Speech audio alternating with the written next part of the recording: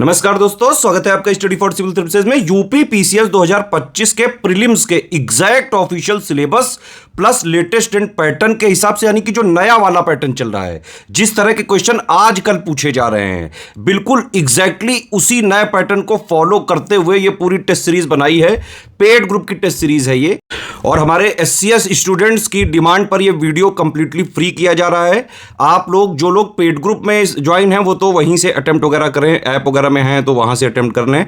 Otherwise जो लोग paid group नहीं ज्वाइन कर सकते हैं वो लोग ये वीडियो देखें, पूरा वीडियो देखें, हर क्वेश्चन को पॉज करके पहले उसका आंसर वगैरह जो है जरूर देने की कोशिश करें।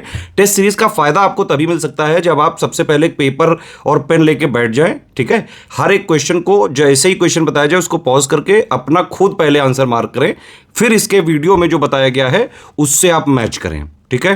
प्लस आपकी एक्यूरेसी कितनी है, कितने परसेंट आपके सही आ रहे हैं, ये स्कोर जरूर कमेंट करके बताइएगा, ठीक है। आप तक वीडियो पहुंचाने में बहुत सारा एफर्ट करना पड़ता है एससीएस की पूरी टीम को।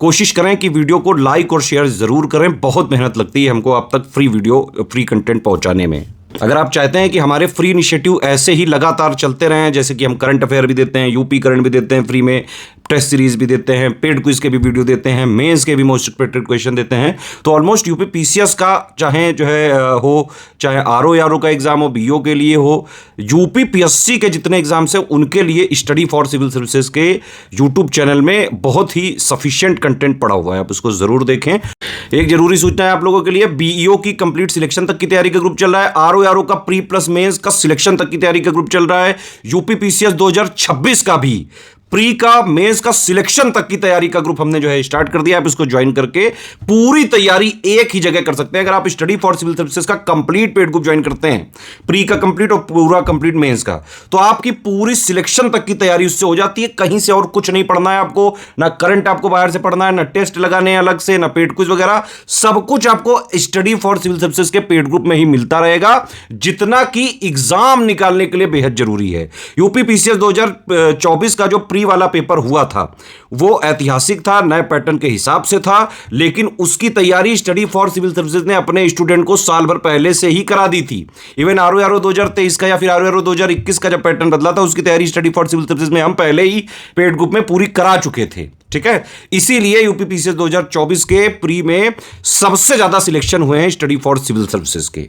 इवन अगर आप प्री के क्वेश्चंस की बात करें, 150 क्वेश्चन जीएस में होते हैं जिससे कट ऑफ बनता है। कट ऑफ के लिए ज्यादा से ज्यादा 80, 85, 90 जो है आपको क्वेश्चन सही करने होते हैं नेट में। स्टडी फॉर सिविल सर्विसेज से यूपी पीसीएस 2024 में भी जो इतना कठिन पेपर था उसमें भी करीबन 120 क्वेश्चन आए थे, जो कट ऑफ निकालने से बहुत बहुत बहुत ज्यादा थे।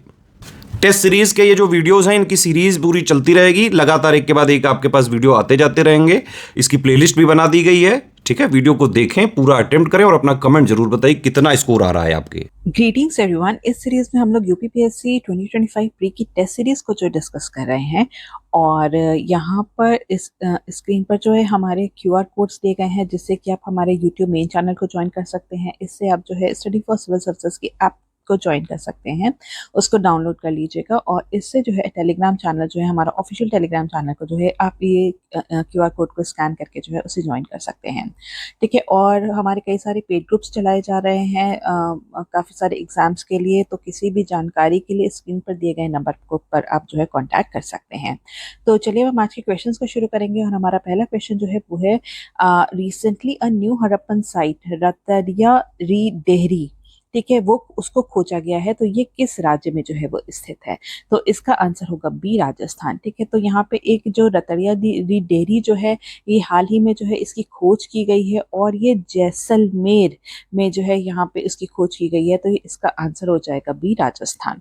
नेक्स्ट अगर हम क्वेश्चन देखें तो वो है जो है वो है क्वेश्चन नंबर 2। तो उसमें पूछा गया है कि consider the following statement regarding Rigvedic society, ठीक है। तो यहाँ पे ऋग्वेदिक समाज के संबंध में निम्नलिखित कथनों पर विचार करना, हमें देखने की कौन कौन से कथन जो है यहाँ पर सही से दिए गए हैं। तो सबसे पहले अगर हम बात देखें तो यहाँ पे इस पे पूछा गया है कि कृषि प्राथमिक व्यवसाय था, ठीक है। तो यहाँ पर जो है कृषि जो है ये प्राथमिक व्यवसाय नहीं था। तो यहाँ पर अगर हम ऋग्वेदिक सोसाइटी की बात करें तो वो जो मेनली जो वहाँ के लोग थे वो पेस्टोरल थे, ठीक है। तो इस वजह से जो है एग्रीकल्चर वहाँ पे प्रैक्टिस किया जाता था, लेकिन वो जो है वो सेकेंडरी उनके ऑक्यूपेशन में आता था। फर्स्ट जो था वो पेस्टोरलिज्म ही था, ठीक है। तो फर्स्ट स्टेटमेंट जो है यहाँ पे गलत हो जाएगा। सेकंड स्टेटमेंट की अगर हम बात करें तो कराधान प्रणाली जो है सुविकसित थी। तो यहाँ पर अगर हम टैक्सेशन सिस्टम को देखें तो यहाँ पर जो है वो वेल डेवलप नहीं था, और यहाँ पे इस टाइम पे जो है राजा को जो है वॉलेंट्री उनको जो है कंट्रीब्यूट किया जाता था, जिसको कि बलि का नाम दिया जाता था, ठीक है। तो यहाँ पर सेकेंड स्टेटमेंट भी गलत दिया गया है। थर्ड स्टेटमेंट की बात करें तो बाल विवाह का प्रचलन नहीं था, ये बिल्कुल सही है कि जो है ऋग्वेदिक सोसाइटी में जो है हमें चाइल्ड मैरिज जो है उसके साक्ष्य जो है वो नहीं मिले हैं। और जो फोर्थ स्टेटमेंट है स्थानांतरित कृषि प्रचलित थी, ठीक है। शिफ्टिंग एग्रीकल्चर वॉज प्रैक्टिस, तो ये भी बिल्कुल सही है। जैसे कि हमने बात कहा कि एग्रीकल्चर प्रैक्टिस की जाती थी, लेकिन उनका मेन ऑक्यूपेशन जो था वो पेस्टोरलिज्म ही था, ठीक है। तो लेकिन यहाँ पे शिफ्टिंग एग्रीकल्चर जो है उसको भी जो है वो प्रचलित थी। तो हमारा आंसर क्या हो जाएगा, डी हो जाएगा। केवल थर्ड और फोर्थ स्टेटमेंट जो है यहाँ पर सही दिया गया है। इसके बाद हम थर्ड क्वेश्चन को देखेंगे। Consider the following statement about Ajatashatru, ठीक है। अजात शत्रु के बारे में हम जो है यहाँ पे कुछ कथन दिए गए हैं, जिसमें हमें देखना है कि कौन कौन से कथन जो है यहाँ पर सही दिए गए हैं। तो सबसे पहले अगर हम बात करें तो वह महावीर और बुद्ध दोनों के समकालीन थे, ठीक है। अजात शत्रु, तो ये यहाँ पे बिल्कुल सही स्टेटमेंट दिया गया है। सेकेंड स्टेटमेंट को अगर हम देखें तो वैशाली में द्वितीय बौद्ध संगति उनके शासन काल के दौरान जो है आयोजित की गई थी, ठीक है। तो ये स्टेटमेंट जो है यहाँ पर गलत है, क्योंकि जो सेकेंड बुद्धिस्ट काउंसिल थी वो वैशाली में नहीं हुई थी, वो कहाँ हुई थी, राजगृह में हुई थी, ठीक है। तो सेकेंड स्टेटमेंट यहाँ पर गलत है। और थर्ड स्टेटमेंट है पाटलिपुत्र शहर का निर्माण अजात शत्रु ने करवाया था, ये भी ठीक है। तो हमारा फर्स्ट और थर्ड स्टेटमेंट सही है, तो हमारा यहाँ पे आंसर हो जाएगा सी। इसके बाद हम क्वेश्चन नंबर 4 देखेंगे। In which of the following media is the speed of sound maximum, निम्नलिखित में से किस माध्यम में ध्वनि की चाल जो है वो अधिकतम होती है। तो इसका आंसर क्या होगा, इसका आंसर होगा ए जो है। यहाँ पे सॉलिड में जो है यहाँ पे ध्वनि या फिर साउंड की स्पीड जो है वो सबसे ज्यादा होती है, ठीक है। तो अगर हम बात करें तो जो साउंड की ठीक है जो स्पीड होती है वो डायरेक्टली रिलेटेड होती है कि कितनी जो है मीडियम की कितनी डेंसिटी है, ठीक है। और सबसे ज्यादा डेंसिटी किसकी होती है, सॉलिड की होती है, ठोस की होती है। तो इसलिए सबसे ज्यादा जो है स्पीड जो है वो सॉलिड्स में ही होगी। इसके बाद हम फिफ्थ क्वेश्चन को देखेंगे। तो यहाँ पे असर्शन और रीजन वाला क्वेश्चन है। तो सबसे पहले अगर हम कथन की बात करें तो इसमें कहा गया है कि ओ रक्त, ठीक है, ओ रक्त समूह को सर्वदाता माना जाता है। तो ये यहाँ पर जो है सही दिया गया है, इसको यूनिवर्सल डोनर कहा जाता है। इसका कारण क्या दिया है कि इसमें ए और बी दोनों प्रतिजन नहीं होते, ठीक है। तो इसमें ए और बी दोनों ही एंटीजन नहीं होते, ये भी बिल्कुल सही दिया गया है। तो यहाँ पर आंसर हो जाएगा हमारा ए, कि ए और आर जो है वो दोनों सत्य है, और रीजन जो है वो असर्शन की सही से व्याख्या भी करता है। तो आंसर है हमारा यहाँ पर ए। सिक्स क्वेश्चन को देखेंगे। Which of the following are used as moderators in a nuclear reactor, ठीक है। न्यूक्लियर रिएक्टर के अगर हम मंदक के रूप में बात करें तो ग्रेफाइट को भी यूज किया जाता है, थोरियम को भी यूज किया जाता, थ्योरम को नहीं यूज किया जाता, और भारी जल को जो है वो यूज किया जाता है। तो हमारा आंसर क्या होगा, 1 एंड 3। तो 1 एंड 3 किस में दिया गया है, सी में दिया गया है। तो यहाँ पर सी जो है हमारा सही जवाब होगा, ठीक है। तो अगर हम न्यूक्लियर रिएक्टर्स के मंदक की बात करें तो उसमें जो है यहाँ पे ग्रेफाइट का इस्तेमाल किया जाता है। इसी के साथ साथ जो है नॉर्मल वाटर उसका भी इस्तेमाल किया जाता है, जिसको कि H2O कहते हैं, ठीक है। इसके साथ साथ जो है हैवी वाटर का इस्तेमाल किया जाता है, जिसको कि D2O बोलते हैं। और साथ ही साथ जो है बेरिलियम ऑक्साइड का भी जो है इस्तेमाल किया जा सकता है मंदक के रूप में। इसके बाद हम नेक्स्ट देखेंगे seventh question. In the Mauryan administration the term उद्दक भाग क्या डिनोट करता था, ठीक है। तो मौर्य प्रशासन में उद्दक भाग शब्द का क्या अर्थ था, तो इसका आंसर होगा बी, ठीक है। उद्दक भाग जो है वो एक प्रकार का जो है वो सिंचाई कर होता था। तो अगर हम यहाँ पर बात करें जो है रिवेन्यू एडमिनिस्ट्रेशन की मौर्य पीरियड की, तो यहाँ पर जो रोड सेस जो था उसको क्या कहता था, उसको कहते थे वर्तनी। ठीक है, इसके साथ उद्योग भाग तो जैसे कि हमने बात करी ली कि ये जो है ये सिंचाई पर कर होता था, इरिगेशन टैक्स होता था, सेल्स टैक्स इन सिटीज जो होती थी उसको जो है यहाँ पे जो है शुल्क का नाम दिया जाता था, और यहाँ पर जो है लैंड टैक्स एक प्रकार का जो होता था उसको जो है भाग कहा, भाग का नाम जो है वो दिया गया था। इसके बाद हम 8 क्वेश्चन को अगर देखें तो consider the following statements regarding the economy during the Gupta period. Gupta period की यहाँ पे इकोनॉमी के बारे में स्टेटमेंट्स दी गई हैं, और इसमें हमें देखना है कि कौन कौन से कथन जो है यहाँ पर सही दिए गए हैं। तो सबसे पहले अगर हम स्टेटमेंट को देखें, ठीक है, तो यहाँ पर जो है इसमें दिया गया है कि गुप्तों के शासनकाल में समुद्री व्यापार जो है फला फूला था। ये बिल्कुल जो है यहाँ पे सही स्टेटमेंट है। सेकंड स्टेटमेंट है ताम्रलिप्ति विदेशी व्यापार का सबसे महत्वपूर्ण केंद्र बनकर उभरा था। ये भी बिल्कुल सही है। ठीक है, तो ये ताम्रलिप्ति कहाँ, ये जो है ईस्टर्न कोस्ट पे जो है वो स्थित था पोर्ट। इसके बाद अगर हम थर्ड स्टेटमेंट देखिए, गुप्त काल के दौरान रोमन साम्राज्य के साथ व्यापार में वृद्धि हुई थी। तो यहाँ पे जो है ये स्टेटमेंट जो है गलत है, क्योंकि यहाँ पर जो है रोमन के साथ जो ट्रेड जो था वो जो है वो यहाँ पे कम हुआ था गुप्ता काल में, क्योंकि यहाँ पर जो है हम देखते हैं कि वेस्टर्न रोमन एम्पायर जो है, ठीक है, वो 5th सेंचुरी में जो है उसका जो है फॉल देखने को हमें मिलता है, जिसके कारण से इसके साथ जो व्यापार था उसमें जो है गिरावट हमें देखने को मिलती है। तो फर्स्ट और सेकेंड स्टेटमेंट केवल सही है, तो हमारा आंसर कौन सा हो जाएगा, यहाँ पर हो जाएगा ए। 9th क्वेश्चन अगर हम देखें तो कंसीडर द फॉलोइंग स्टेटमेंट्स, और हमें देखना है कि नीचे दिए गए कुछ में सही कथनों का जो है चयन करना है। ठीक है, यहाँ पे हमें देखना है कि करेक्ट स्टेटमेंट कौन कौन से है। तो सबसे पहला स्टेटमेंट इसमें हमें दिया गया है कि प्रथम आंग्ल मराठा युद्ध के बाद अंग्रेजों ने आगरा और दिल्ली के क्षेत्रों पर जो है नियंत्रण प्राप्त कर लिया था।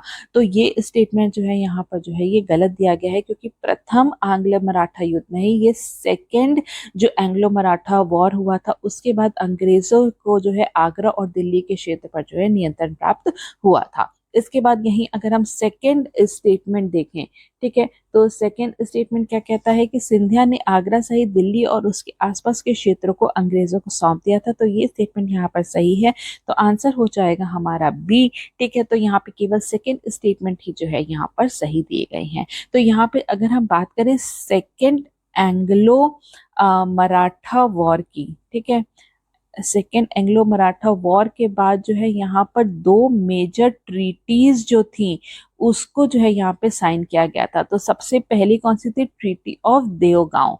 ठीक है, तो यहाँ पर जो है यहाँ इसके अंतर्गत जो है जो भोसले जो है ठीक है, भोसले जो थे उन्होंने सब्सिडियरी अलायंस को जो है यहाँ पर एक्सेप्ट किया था, और जो है कटक वाली, जो कटक बालासोर संबलपुर ये वाली जो प्रेसिडेंसीज जो थी, ठीक है, उसको जो है वो ईस्ट इंडिया कंपनी को दे दी थी। और इसी के साथ साथ जो एक और ट्रीटी साइन हुई थी वो थी ट्रीटी ऑफ सुरजी अंजन गांव।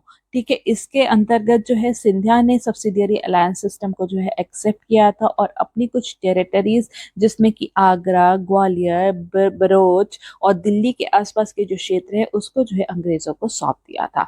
तो हमारा आंसर क्या हो जाएगा, वो हो जाएगा यहाँ पर बी। इसके बाद हम देखेंगे 10th question, which of the following statement is are correct about the Simon Commission. ठीक है, साइमन कमीशन जो कि हमने पिछले भी पेपर में जो है हमने थोड़ा सा उसको डिस्कस किया था। तो साइमन कमीशन जो है कब आया था, वो आया था 1927 में। ठीक है, तो साइमन कमीशन जो है फरवरी 1928 में जो है भारत में आया था। तो उसके बारे में जो है हमें यहाँ पे जो है कुछ कथन दिए गए हैं, हमें देखना है कि कौन कौन से कथन जो है इसमें जो है यहाँ पे सही दिए गए हैं। तो सबसे पहले अगर हम बात करें स्टेटमेंट के, तो इसकी स्थापना भारत सरकार अधिनियम 1919 के कामकाज की समीक्षा के लिए जो है वो की गई थी। ये स्टेटमेंट बिल्कुल सही दिया गया है। ठीक है, तो यहाँ पर जो है इसमें जो है कमीशन को इस रिकमेंड करना था कि जो है यहाँ पे कॉन्स्टिट्यूशनल रिफॉर्म के लिए, ठीक है, ब्रिटिश इंडिया में जो कॉन्स्टिट्यूशनल रिफॉर्म्स थे उसके लिए जो है यहाँ पे साइमन कमीशन को अपॉइंट किया गया था। ये ठीक स्टेटमेंट है। सेकेंड स्टेटमेंट अगर हम देखें तो the Simon commission suggested dominion status with the parliamentary system at the centre. ठीक है, तो ये स्टेटमेंट जो है यहाँ पर जो है गलत दिया गया है। ठीक है, तो इसने जो है यहाँ पे जो है अगर हम साइमन कमीशन की बात करें तो उन्होंने सजेस्ट की थी प्रोविंशियल जो जितने भी प्रोविंसेस थे उसमें जो है ऑटोनॉमी की जो है उन्होंने जो है रिकमेंड की थी। और यहाँ पे उन्होंने साथ ही साथ जो है सेंटर में जो है डार्की को भी जो है रिकमेंड किया था। तो इसलिए सेकंड स्टेटमेंट तो यहाँ पे गलत हो जाता है। थर्ड स्टेटमेंट की देखें तो the resolution to boycott the Simon Commission was passed in the Madras session 1927 of the INC. ठीक है, तो यहाँ पे ये स्टेटमेंट भी जो है बिल्कुल सही दी गई है। तो हमारा आंसर हो जाएगा डी, क्योंकि ए और इससे स्टेटमेंट जो है यहाँ पे दोनों ही सही दिया गया है। इसके बाद हम देखेंगे 11 question, consider the following statement about the first treaty of Allahabad. ठीक है, फर्स्ट ट्रीटी ऑफ इलाहाबाद में सबसे पहले क्या, और हमें देखते हैं कौन कौन से स्टेटमेंट जो है यहाँ पे ट्रू दिए गए हैं, सही दिए गए हैं। तो सबसे पहले स्टेटमेंट की अगर हम बात करें तो इसमें कहा गया है कि इलाहाबाद की संधि बक्सर के युद्ध के बाद जो है वो हुई थी। ठीक है, तो यहाँ पे ये स्टेटमेंट जो है यहाँ पर सही दिया गया है। ट्रीटी ऑफ इलाहाबाद जो है ये 1765 में, ठीक है, बक्सर का युद्ध जो था 1764 में जो हुआ था उसके बाद ही जो है इसके ये जो संधि जो है वो साइन की गई थी। तो यह संधि लॉर्ड वेलेस्ली और शाह आलम द्वितीय के बीच हुई थी। तो ये यहाँ पर जो है गलत दिया गया है, क्योंकि ये शाह आलम टू और जो उस टाइम पे जो है वहाँ जो कह सकते हैं कि ईस्ट इंडिया कंपनी के जो रॉबर्ट क्लाइव थे, ठीक है, उनके बीच में जो है यहाँ पर संधि जो है इनके बीच में हुई थी। तो हमारा आंसर क्या हो जाएगा, ए हो जाएगा, क्योंकि केवल फर्स्ट स्टेटमेंट जो है यहाँ पर सही दिया गया है। और इसी के साथ जो बैटल ऑफ बक्सर या फिर हम कह सकते हैं ट्रीटी ऑफ इलाहाबाद में ये भी प्रोविजन था कि जो कंपनी को जो है दीवानी राइट्स दी गई थी बंगाल, बिहार और उड़ीसा की। और इसी के साथ साथ जो शाह आलम टू जो थे, ठीक है, इनको जो है यहाँ पे मात्र जो ईस्ट इंडिया कंपनी का जो है एक पेंशनर जो है वो बना दिया गया था। और यहाँ पर जो है नवाब ऑफ अवध से, ठीक है, कड़ा और इलाहाबाद की जो इलाहाबाद वाला जो रीजन था उसको नवाब ऑफ अवध से लेकर के जो है यहाँ पे शाह आलम टू को जो है वो दे दिया गया था। इसके बाद हम 12th क्वेश्चन को देखेंगे, which of the following are rabi crops. इसमें से राबी फसलें जो है वो कौन कौन सी हैं। तो आंसर होगा हमारा जो है इसमें से केवल जो है चना और मूंग जो है, सॉरी, चना और जो मसूर जो है, ठीक है, वो जो है यहाँ पर हमारे जो है वो राबी क्रॉप्स हैं। ठीक है, तो हमारा आंसर क्या हो जाएगा, आंसर हो जाएगा 2 और 4, तो सी इज द राइट आंसर। ठीक है, तो अगर हम राबी क्रॉप्स की बात करें तो चना है, मटर है, मसूर है, ये सब राबी क्रॉप में ही आती हैं। आंसर हमारा यहाँ पर है सी। 13th क्वेश्चन को अगर हम देखें तो consider the following statements about non banking financial companies. ठीक है, तो इसमें हमें देखना है कि यहाँ पे कौन कौन से कथन जो है वो सही नहीं दिए गए हैं। ठीक है, तो ये चीज हमें ध्यान रखनी है कि यहाँ पर क्या पूछा है कि सही नहीं दिए गए हैं। तो सबसे पहले अगर हम यहाँ पर बात करें तो पहला स्टेटमेंट क्या है, गैर बैंकिंग वित्तीय कंपनियां केवल सावधि जमा स्वीकार कर सकती हैं, मांग जमा नहीं।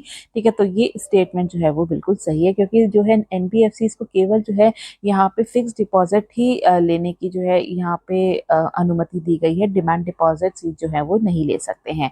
सेकेंड स्टेटमेंट अगर हम देखें तो NBFC are regulated by the Ministry of Corporate Affairs. ठीक है, तो ये यहाँ पर जो है स्टेटमेंट जो है वो गलत दी गई है, क्योंकि एनबीएफसी को कौन रेगुलेट करता है, वो करता है आरबीआई। ठीक है, आरबीआई इसको रेगुलेट करता है, तो इसलिए जो है यहाँ पे सेकेंड स्टेटमेंट गलत दिया गया है। तो हमारा आंसर हो जाएगा यहाँ पर बी, क्योंकि यहाँ पे जो पूछा गया था कि नॉट करेक्ट पूछा गया था। इसके बाद हम 14th क्वेश्चन देखेंगे, consider the following statement regarding the Jini index. ठीक है, जिनी इंडेक्स की अगर हम बात करें तो इसमें देख पूछा है कि कौन कौन से कथन जो है पे सही दिए गए हैं। तो सबसे पहले अगर हम बात करें तो इसमें जो है सबसे पहले है कि गिनी सूचकांक जो है किसी समाज में आय और धन असमानता का एक माप है।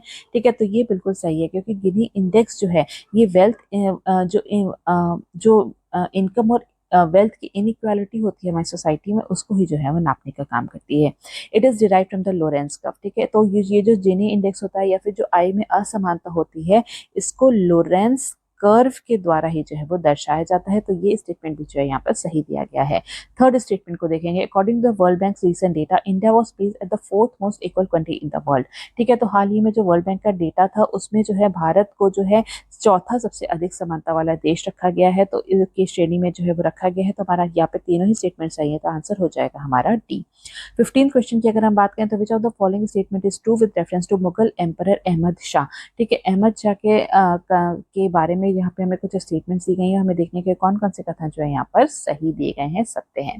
ठीक है, तो सबसे पहले अगर हम स्टेटमेंट देखें तो the third battle of Panipat was fought during his tenure. ठीक है, तो यहाँ पर जो है ये स्टेटमेंट जो है यहाँ पर गलत दिया गया है, क्योंकि मोहम्मद शाह ठीक है, मोहम्मद शाह के दौरान नहीं, ये जो है ये शाह आलम टू के कार्यकाल में जो है थर्ड बैटल ऑफ पानीपत की जो है लड़ाई हुई थी।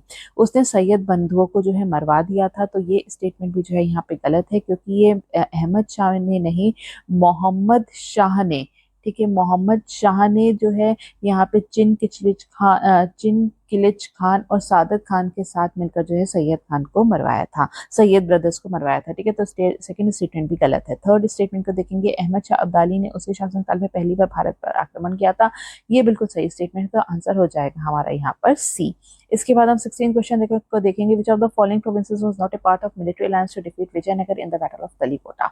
ठीक है, तो बैटल ऑफ तलीकोटा के बाद जो विजयनगर एम्पायर जो था, ठीक है, विजयनगर एम्पायर जो था उसका पूरी तरीके से जो है वो पतन हो गया था, जो है डाउनफॉल हो गया था। तो यहाँ पर जो है कई सारे जो है प्रांत थे जो कि मिलकर जो है उन्होंने विजयनगर को जो है हराया था। तो उसमें से जो है यहाँ पे बिरार जो है उसका जो है वो पार्ट नहीं था, तो आंसर हो जाएगा हमारा बी। इसके बाद हम देखेंगे 17 question, consider the following statement about संत मलूक दास। तो और इसमें से हमें देखने की कौन कौन से कथन जो है यहाँ पर सही दिए गए हैं। तो यहाँ पर पहला स्टेटमेंट अगर हम देखें तो जो है यहाँ पे लिखा है कि वे शैव सिद्धांत परंपरा से संबंधित है। तो ये यहाँ पे गलत दिया गया है, क्योंकि संत मल्लूक दास जो थे वो वैष्णव सेक्ट से जो है वो संबंधित थे। इसके बाद सेकेंड स्टेटमेंट अगर हम देखें तो संत मल्लूक दास के ने अवध और उत्तर भारत के आसपास के क्षेत्रों में भक्ति आंदोलन का प्रसार किया था। ये बिल्कुल सही स्टेटमेंट है, तो हमारा आंसर हो जाएगा ए। केवल सेकेंड स्टेटमेंट जो है यहाँ पर सही दिया गया है। 18th को देखेंगे तो यहाँ पर जो है दो लिस्ट दी गई है जिसको कि हमें जो है यहाँ पे मैच करना है।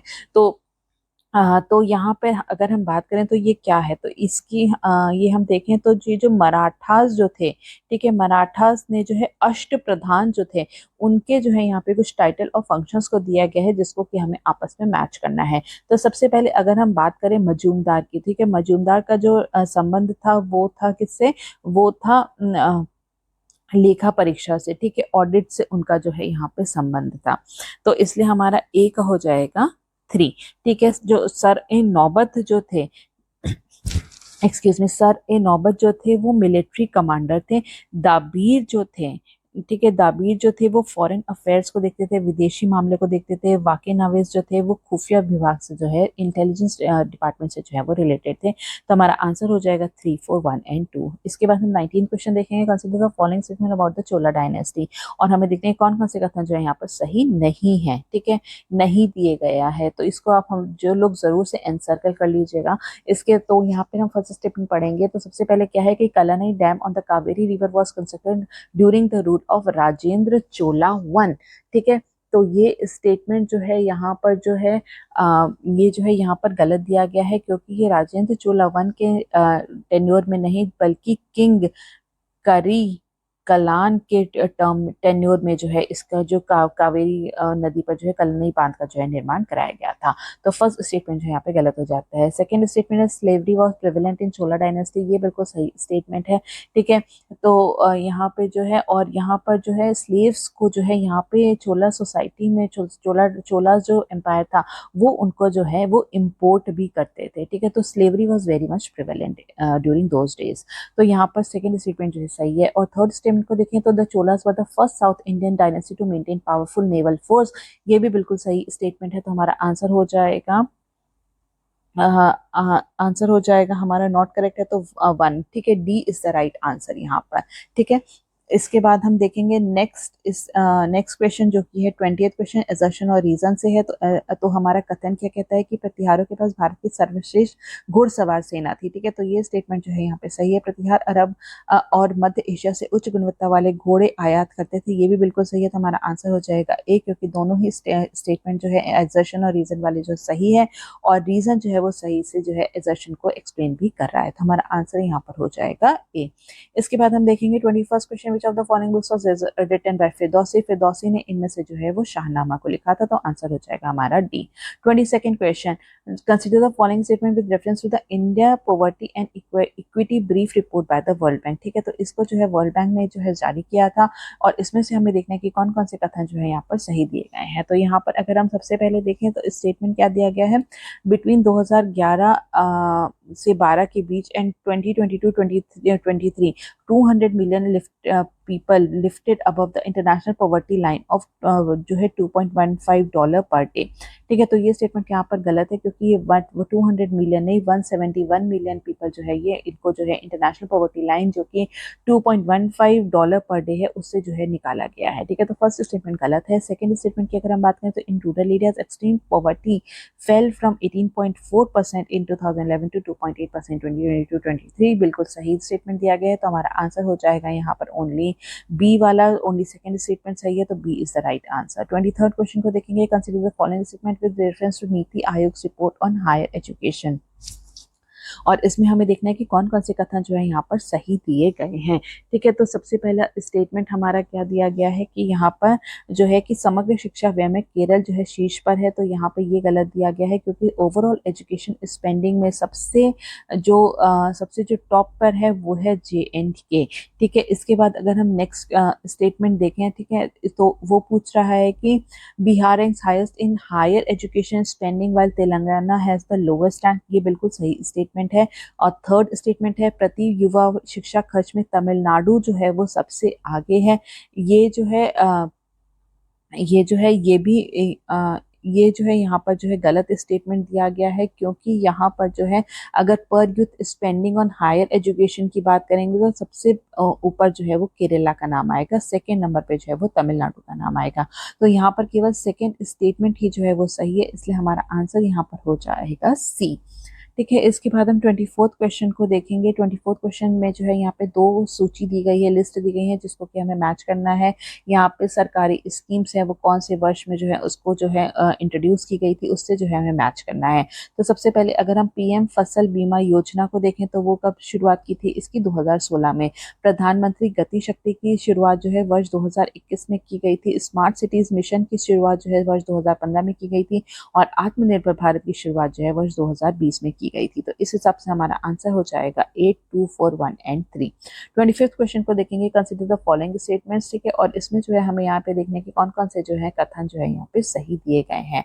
ठीक है, करेक्ट स्टेटमेंट हमें यहाँ से चुनना है। तो सबसे पहला स्टेटमेंट क्या दिया गया कि उत्तर प्रदेश का पहले सेमीकंडक्टर पार्क जो है लखनऊ में स्थापित किया जाएगा।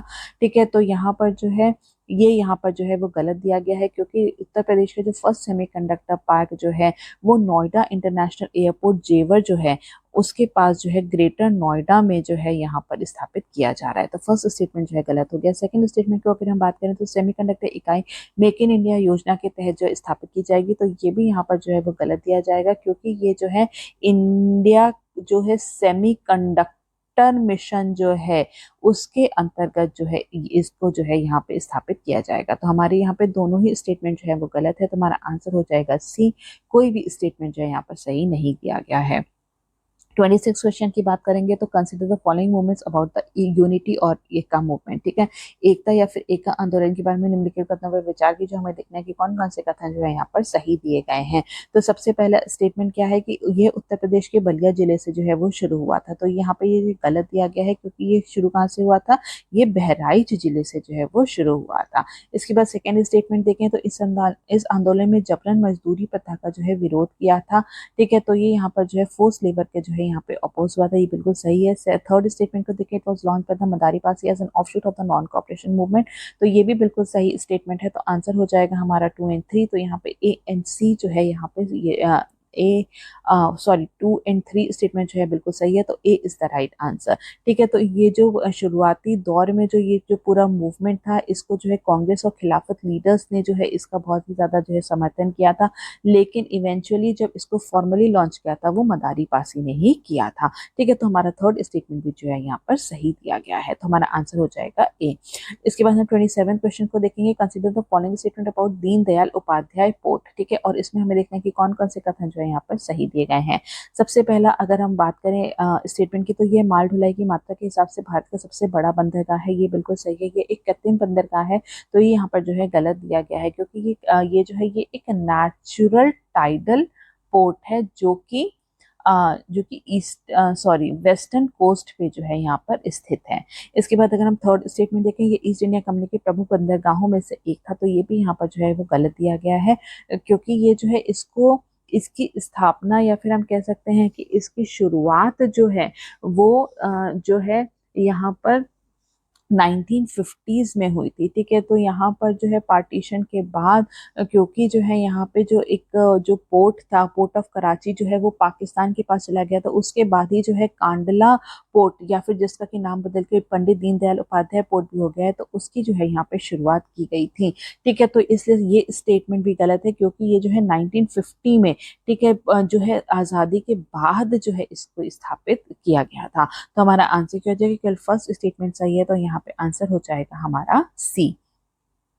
नेक्स्ट इज क्वेश्चन देखेंगे 28 question, which of the following pair is not correctly match. ठीक है, तो यहाँ पर अगर हम देखें तो यहाँ पे B is the right answer, क्योंकि मेट्रो डैम जो है ये कावेरी रिवर पे जो है वो बनाया गया है।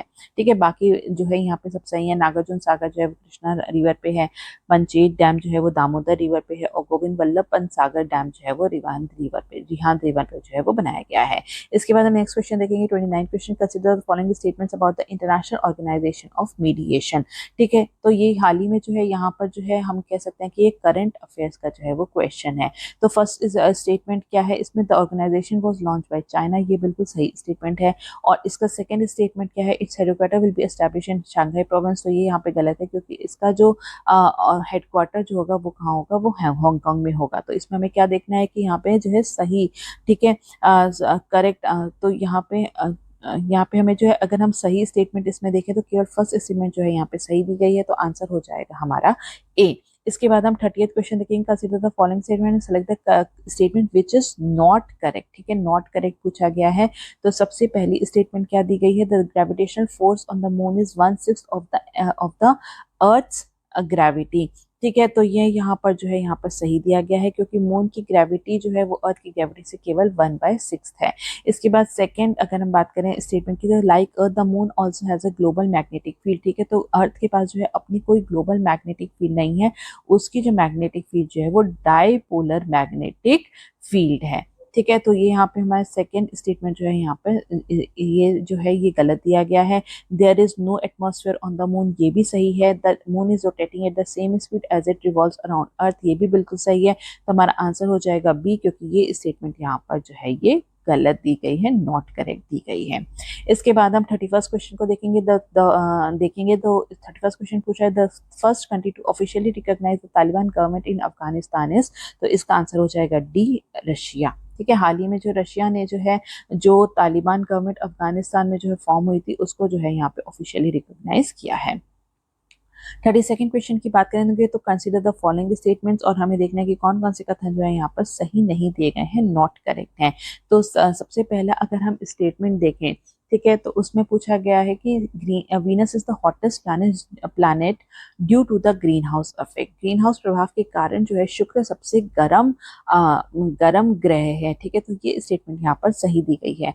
सेकंड स्टेटमेंट को देखें तो मीथेन की उपस्थिति के कारण नेपच्यून जो है नीले हरे रंग का दिखाई जो है वो देता है। ठीक है, तो ये यहाँ पर जो है ये गलत दिया गया है, क्योंकि मीथेन की प्रेजेंस के कारण ये नेपट्यून नहीं है, ये यूरेनस है जो कि नीले हरे रंग का जो है वो दिखता है। थर्ड स्टेटमेंट अगर हम देखें तो सौर मंडल में यूरेनस में सबसे ज्यादा जो है तेज हवाएं चलती हैं। Uranus has the strongest wind in the solar system, तो ये यहाँ पर गलत है, क्योंकि ये जो है नेपट्यून में जो है यहाँ पे स्ट्रॉन्गेस्ट विंड्स जो है वो पाई जाती हैं। तो यहाँ पे सेकंड और थर्ड स्टेटमेंट जो है वो दोनों ही सही है, तो हमारा आंसर हो जाएगा यहाँ पर बी, क्योंकि यहाँ पर क्या पूछा है कि नॉट करेक्ट पूछा है, तो B is the right answer. इसके बाद हम 33rd देखेंगे, इसमें जो है दो लिस्ट दी गई हैं जिसको कि हमें जो है वो मैच करना है। ग्लेशियर्स दिए गए हैं और उनके कौन से रेंज में जो है वो स्थित है, उससे जो हमें मैच करना है। तो सबसे पहले अगर हम काशाब्रूम अगर हम ग्लेशियर देखें तो ये जो है काराकोरम श्रेणी में जो है वो स्थित है। सोना पानी जो है वो पीर पांजाल श्रेणी में स्थित है। पिंडारी जो है वो कुमाऊं गढ़वाल श्रेणी में स्थित है। और इंजा ग्लेशियर जो है वो नेपाल हिमालय में जो है वो लोकेटेड है। तो हमारा आंसर क्या हो जाएगा 1 2 3 4, A is the right answer. 34th question को देखेंगे, which of the following rivers are tributaries of the Krishna river. ठीक है, कृष्णा रिवर की अगर ट्रिब्यूटरीज के बारे में हमें बात करना है। ठीक है, तो सबसे पहले अगर हम देखें तो घटप्रभा और मलप्रभा ये दोनों ही जो है वो कृष्णा रिवर की जो है यहाँ पे ट्रिब्यूटरीज हैं। यहीं अगर हम काबिनी रिवर की बात करें, ठीक है, तो ये जो है ये कावेरी की ट्रिब्यूटरी है, और प्राणहिता जो है ये गोदावरी की जो है यहाँ पे ट्रिब्यूटरी है। तो हमारा आंसर क्या हो जाएगा, 1 और 2, तो ए इज द राइट आंसर। इसके बाद हम देखेंगे 35th question, India's first green data centre will be established है। भारत का पहला ग्रीन डेटा सेंटर जो है वो कहाँ स्थापित किया जा रहा है, आंसर होगा डी, गाजियाबाद। 36 क्वेश्चन, द बाब L Mandeb straight connects which of the following. ठीक है, तो वो किसको, बाब अल मंडेब जल डमरू मध्य जो है निम्नलिखित में से किसे जोड़ता है, तो इसका आंसर होगा ए, वो ये रेड सी और गल्फ ऑफ एडन को जो है आपस में जोड़ता है। इसके बाद हम नेक्स्ट क्वेश्चन देखेंगे 37 question, consider the following statements, और हमें देखना है कि कौन कौन से कथन जो है यहाँ पर सही दिए गए हैं। तो सबसे पहला जो है यहाँ पर स्टेटमेंट अगर हम देखें तो ग्रैंड इथोपियन रेनेसा बांध व्हाइट नील नदी पर बनाया गया है, तो ये यहाँ पर गलत है। ये इसको क्या है, ब्लू नाइल रिवर पर जो है ये इसको बनाया गया है।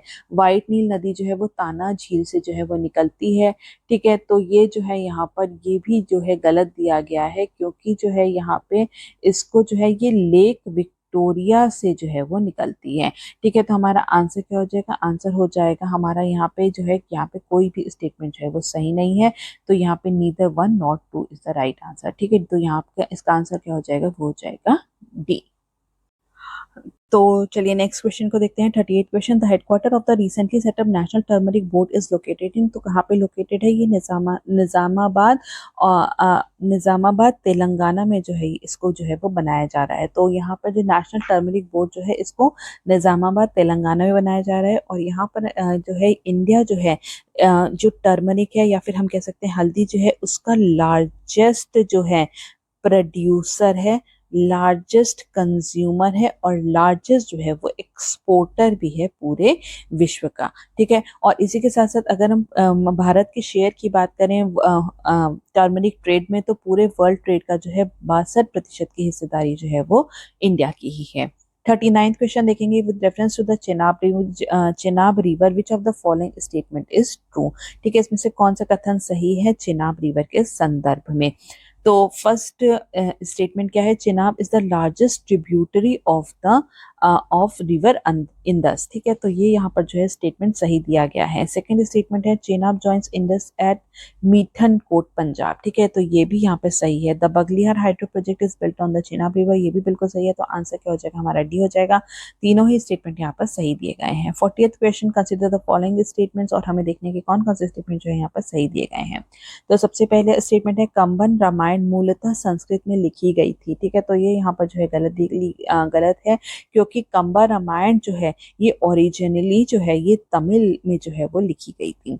Second statement, the Kamban Ramayana was composed under the rule of Kulothunga Chola 3, ये स्टेटमेंट यहाँ पर सही है, तो आंसर हो जाएगा हमारा सी। केवल सेकेंड स्टेटमेंट भी जो है यहाँ पर सही दिया गया है। ठीक है, तो ये चोला पीरियड में ही जो है वो लिखी गई थी। 41st क्वेश्चन, यहाँ पे 2 लिस्ट दी गई है जिसको कि हमें मैच करना है। तो दास प्रथा का उन्मूलन जो है ये चार्टर एक्ट 1833 के अंतर्गत जो है वो किया गया था। तो डुअल गवर्नमेंट का जो है द्वैत सरकार का जो है इंट्रोड्यूस कब किया गया था, वो पिट्स इंडिया एक्ट में जो है वो किया गया था। नेक्स्ट इज द्वैत शासन, जो डुअल गवर्नमेंट जो थी उसका अंत कब किया गया था, वो था गवर्नमेंट ऑफ इंडिया एक्ट 1858 से किया गया था। और जो है पोर्टफोलियो प्रणाली को जो है रिकॉग्नाइज कब किया गया था, वो इंडियन काउंसिल एक्ट 1861 से किया गया था। तो हमारा आंसर हो जाएगा 2, 1, 4 एंड 3, तो ए इज द राइट आंसर। ठीक है, इसके बाद हम 42nd क्वेश्चन को देखेंगे, जो पूछ रहा है कि निम्नलिखित में से कौन प्रारूप समिति का जो है वो सदस्य नहीं था। वो among the following was not a member of the drafting committee. ठीक है, तो यहाँ पर इसका आंसर क्या हो जाएगा, इसका आंसर हो जाएगा बी पताभी सीतारमैया जो है वो ड्राफ्टिंग कमेटी के जो है वो मेंबर नहीं थे। तो ड्राफ्टिंग कमेटी को जो है 29 अगस्त 1947 को जो है सेटअप किया गया था, और इसके टोटल जो है वो 7 मेंबर मेंबर्स थे, जिस और इसमें हेड कौन थे, वो थे B.R. अम्बेडकर। इसके अलावा जो है 6 मेंबर्स और थे, जिसमें कि N. गोपाल स्वामी अयंगर थे, अल्लादी कृष्ण स्वामी अय्यर थे, K.M. मुंशी थे, ठीक है, सैयद मोहम्मद सादुल्ला थे, N. माधव राव थे, और साथ ही साथ जो है T.T. कृष्णामाचारी थे। ठीक है, इसके बाद हम 43rd क्वेश्चन देखेंगे। तो कंसीडर द फॉलोइंग, और इसमें हमें देखना है कि भारतीय संविधान की उपरोक्त विशेषताओं में से कौन सी दक्षिण अफ्रीकी संविधान से जो है वो लिया गया है। तो हमारा तो उपराष्ट्रपति का पद, ठीक है, वो पोस्ट ऑफ वाइस प्रेसिडेंट कहाँ से लिया गया है, ये यूएस के कॉन्स्टिट्यूशन से लिया गया है। सेकेंड अगर हम देखें तो संविधान संशोधन की प्रक्रिया, ठीक है, procedure for the amendment of the constitution, ये जो है ये साउथ अफ्रीका के कॉन्स्टिट्यूशन से लिया गया है। Nomination of members of the Rajya Sabha, ठीक है, तो ये यहाँ पर जो है ये आयरिश कॉन्स्टिट्यूशन से लिया गया है। और फोर्थ है election of members of the Rajya Sabha, ये भी जो है ये साउथ अफ्रीकन कॉन्स्टिट्यूशन से लिया गया है। तो हमारा आंसर हो जाएगा 2 और 4। 2 और 4 कहाँ पे दिया गया है, वो दिया गया है बी में, तो B is the right answer. इसके बाद 44th क्वेश्चन देखेंगे, कौन कंसीडर द फॉलोइंग स्टेटमेंट्स, और हमें यहाँ पे देखना है कि यहाँ पे कौन कौन से कथन जो है यहाँ पे करेक्ट दिए गए हैं। तो सबसे पहला स्टेटमेंट क्या है कि जो डीपीएसपी जो है ये seek to establish social, political and economic democracy in the country. तो ये यहाँ पर जो है यहाँ पे गलत दिया गया है, क्योंकि जो हमारे जो directive principles of state policy हैं ये केवल जो है ये सोशल और इकोनॉमिक डेमोक्रेसी को स्थापित करते हैं। ठीक है, तो यहाँ पर जो है पॉलिटिकल इसमें नहीं है, तो हमारा फर्स्ट स्टेटमेंट जो है यहाँ पे गलत हो जाएगा। सेकंड स्टेटमेंट क्या है, directive principles are non justiciable in nature, ये बिल्कुल सही है। Directive principles are fundamental to the governance of the country, ये भी बिल्कुल सही है। तो हमारा आंसर हो जाएगा 2 एंड 3, तो यहाँ पे आंसर है हमारा ए। ठीक है, इसके बाद हम देखेंगे 45th question, the electoral college of the election of the president includes which of the following. ठीक है, तो यहाँ पे अगर हम प्रेसिडेंट के इलेक्टोरल कॉलेज की बात करेंगे तो उसमें कौन कौन से आते हैं। तो सबसे पहले अगर हम देखें तो elected members of the Lok Sabha, ठीक है, तो ये बिल्कुल सही है। राज्यसभा के जो है इलेक्टेड मेंबर्स, ये भी बिल्कुल सही है। ठीक है, nominated members of the parliament, ठीक है, तो इसमें जो है केवल इलेक्टेड मेंबर्स जो होते हैं पार्लियामेंट के, केवल वही हिस्सा लेते हैं, नॉमिनेटेड मेंबर्स जो है वो नहीं लेते हैं। ठीक है, तो यहाँ पे थर्ड जो है वो गलत हो गया है। फोर्थ की अगर हम बात करें तो elected members of the legislative assemblies of the state and union territories, ठीक है, तो ये भी यहाँ पर सही दिया गया है। तो इसमें हो जाएगा 1, 2 एंड 4। 1, 2 एंड 4 जो है वो सी पे दिया गया है, तो आंसर हो जाएगा हमारा सी। इसके बाद हम 46 क्वेश्चन देखेंगे, which of the following are the federal features of the Indian constitution. तो यहाँ पर जो है जो अगर हम फेडरल फीचर की बात करें तो स्ट्रॉन्ग सेंटर जो है ये एक यूनिटरी फीचर है। अखिल भारतीय सेवाएं, ऑल इंडिया सर्विसेज, ये भी जो है एक यूनिटरी फीचर है। आपातकालीन प्रावधान, ये भी जो है ये एक यूनिटरी फीचर है। तो हमारा आंसर क्या हो जाएगा, डी। इसमें से कोई भी जो है फेडरल फीचर यहाँ पर नहीं दिया गया है। 47 question, with reference to the Comptroller and Auditor General of India consider the following statement. हमें देखना है कौन कौन से कथन जो यहाँ पे सही दिए गए हैं। तो सबसे पहले स्टेटमेंट की अगर हम बात करें तो नियंत्रक एवं महालेखा परीक्षक का कार्यकाल 4 वर्ष या 65 वर्ष की आयु तक जो भी पहले होता है। ठीक है, तो यहाँ पर जो है गलत है, क्योंकि यहाँ पे 4 नहीं, ये 6 वर्ष होता है। इसके बाद हम यहाँ पे नेक्स्ट स्टेटमेंट देखेंगे कि अनुच्छेद 149 भारत के नियंत्रक एवं महालेखा परीक्षक की शक्तियों और कर्तव्यों से जो है वो संबंधित है, ये बिल्कुल से यहाँ पे सही दिया गया है।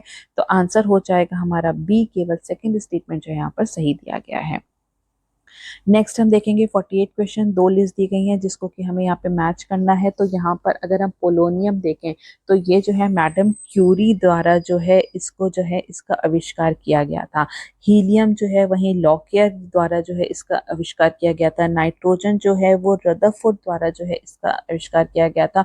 और थोरियम जो है ये बर्जेलिस द्वारा जो है इसका आविष्कार किया गया था। ठीक है, तो यहाँ पे हमारा हो जाएगा 4, 2, 3 और 1। ठीक है, तो यहाँ पर 4, 2, 3 और 1 इसमें दिया गया है, तो B is the right answer. इसके बाद हम देखेंगे 50th क्वेश्चन, कंसीडर द ठीक है, हाँ सॉरी, हम 49 क्वेश्चन देखेंगे, सॉरी। तो कंसीडर द फॉलोइंग स्टेटमेंट, और इसमें हमें देखने की कौन कौन से जो स्टेटमेंट जो है यहाँ पे करेक्ट दिए गए हैं। तो सबसे पहला क्या है, the kidney is responsible for the detoxification of alcohol. ठीक है, तो ये यहाँ पर जो है गलत दिया गया है, क्योंकि जो है जो अल्कोहल के विषहरण के लिए जो है गुर्दा नहीं, ये जो है ये कार्य कौन करता है, ये लीवर करता है। सेकेंड स्टेटमेंट क्या है, the kidney filters 1100 to 1200 ml of blood पर मिनट, ये बिल्कुल सही है। तो आंसर हो जाएगा हमारा बी, केवल सेकेंड स्टेटमेंट जो है यहाँ पे सही है। 50th क्वेश्चन, दो लिस्ट दी गई है जिसको कि हमें जो है यहाँ पे मैच करना है। ह्यूमरस अस्थि जो है ये कहाँ पर पाई जाती है, ये हमारे जो है यहाँ पे शोल्डर और एल्बो के बीच में जो है वो पाई जाती है, तो ये जो है हमारे आर्म्स में पाई जाती हैं। फीमर बोन, ठीक है, फीमर बोन जो है इसे ये एक थाई बोन होती है और ठीक है, तो यहाँ पे जो है फीमर बोन जो है थाई में लोकेटेड होती है। स्टेप्स जो है ये हमारी ईयर में लोकेटेड होती है और हियोइड बोन जो है ये हमारे नेक में लोकेटेड होती है। तो आंसर क्या होगा, 1, 2, 3 एंड 4, तो D is the right answer. इसके बाद हम, तो हमारा नेक्स्ट क्वेश्चन है 51st क्वेश्चन, और क्वेश्चन है निम्नलिखित में से कौन सा जीवाणु जनित रोग नहीं है। ठीक है, तो यहाँ पे जो मम्स है वो जो है बैक्टीरियल इन्फेक्शन नहीं है, ये जो है ये एक वायरल इन्फेक्शन होता है। तो हमारा आंसर यहाँ पे हो जाएगा सी।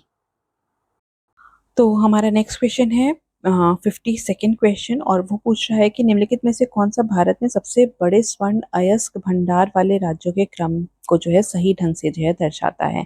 तो इसमें इसका आंसर क्या हो जाएगा, इसका आंसर हो जाएगा बी, बिहार, राजस्थान और कर्नाटक। ठीक है, तो सबसे ज्यादा जो है यहाँ पर अगर हम गोल्ड रिजर्व देखें भारत में, तो सबसे ज्यादा कहाँ पर है, वो बिहार में है, करीब 44% है।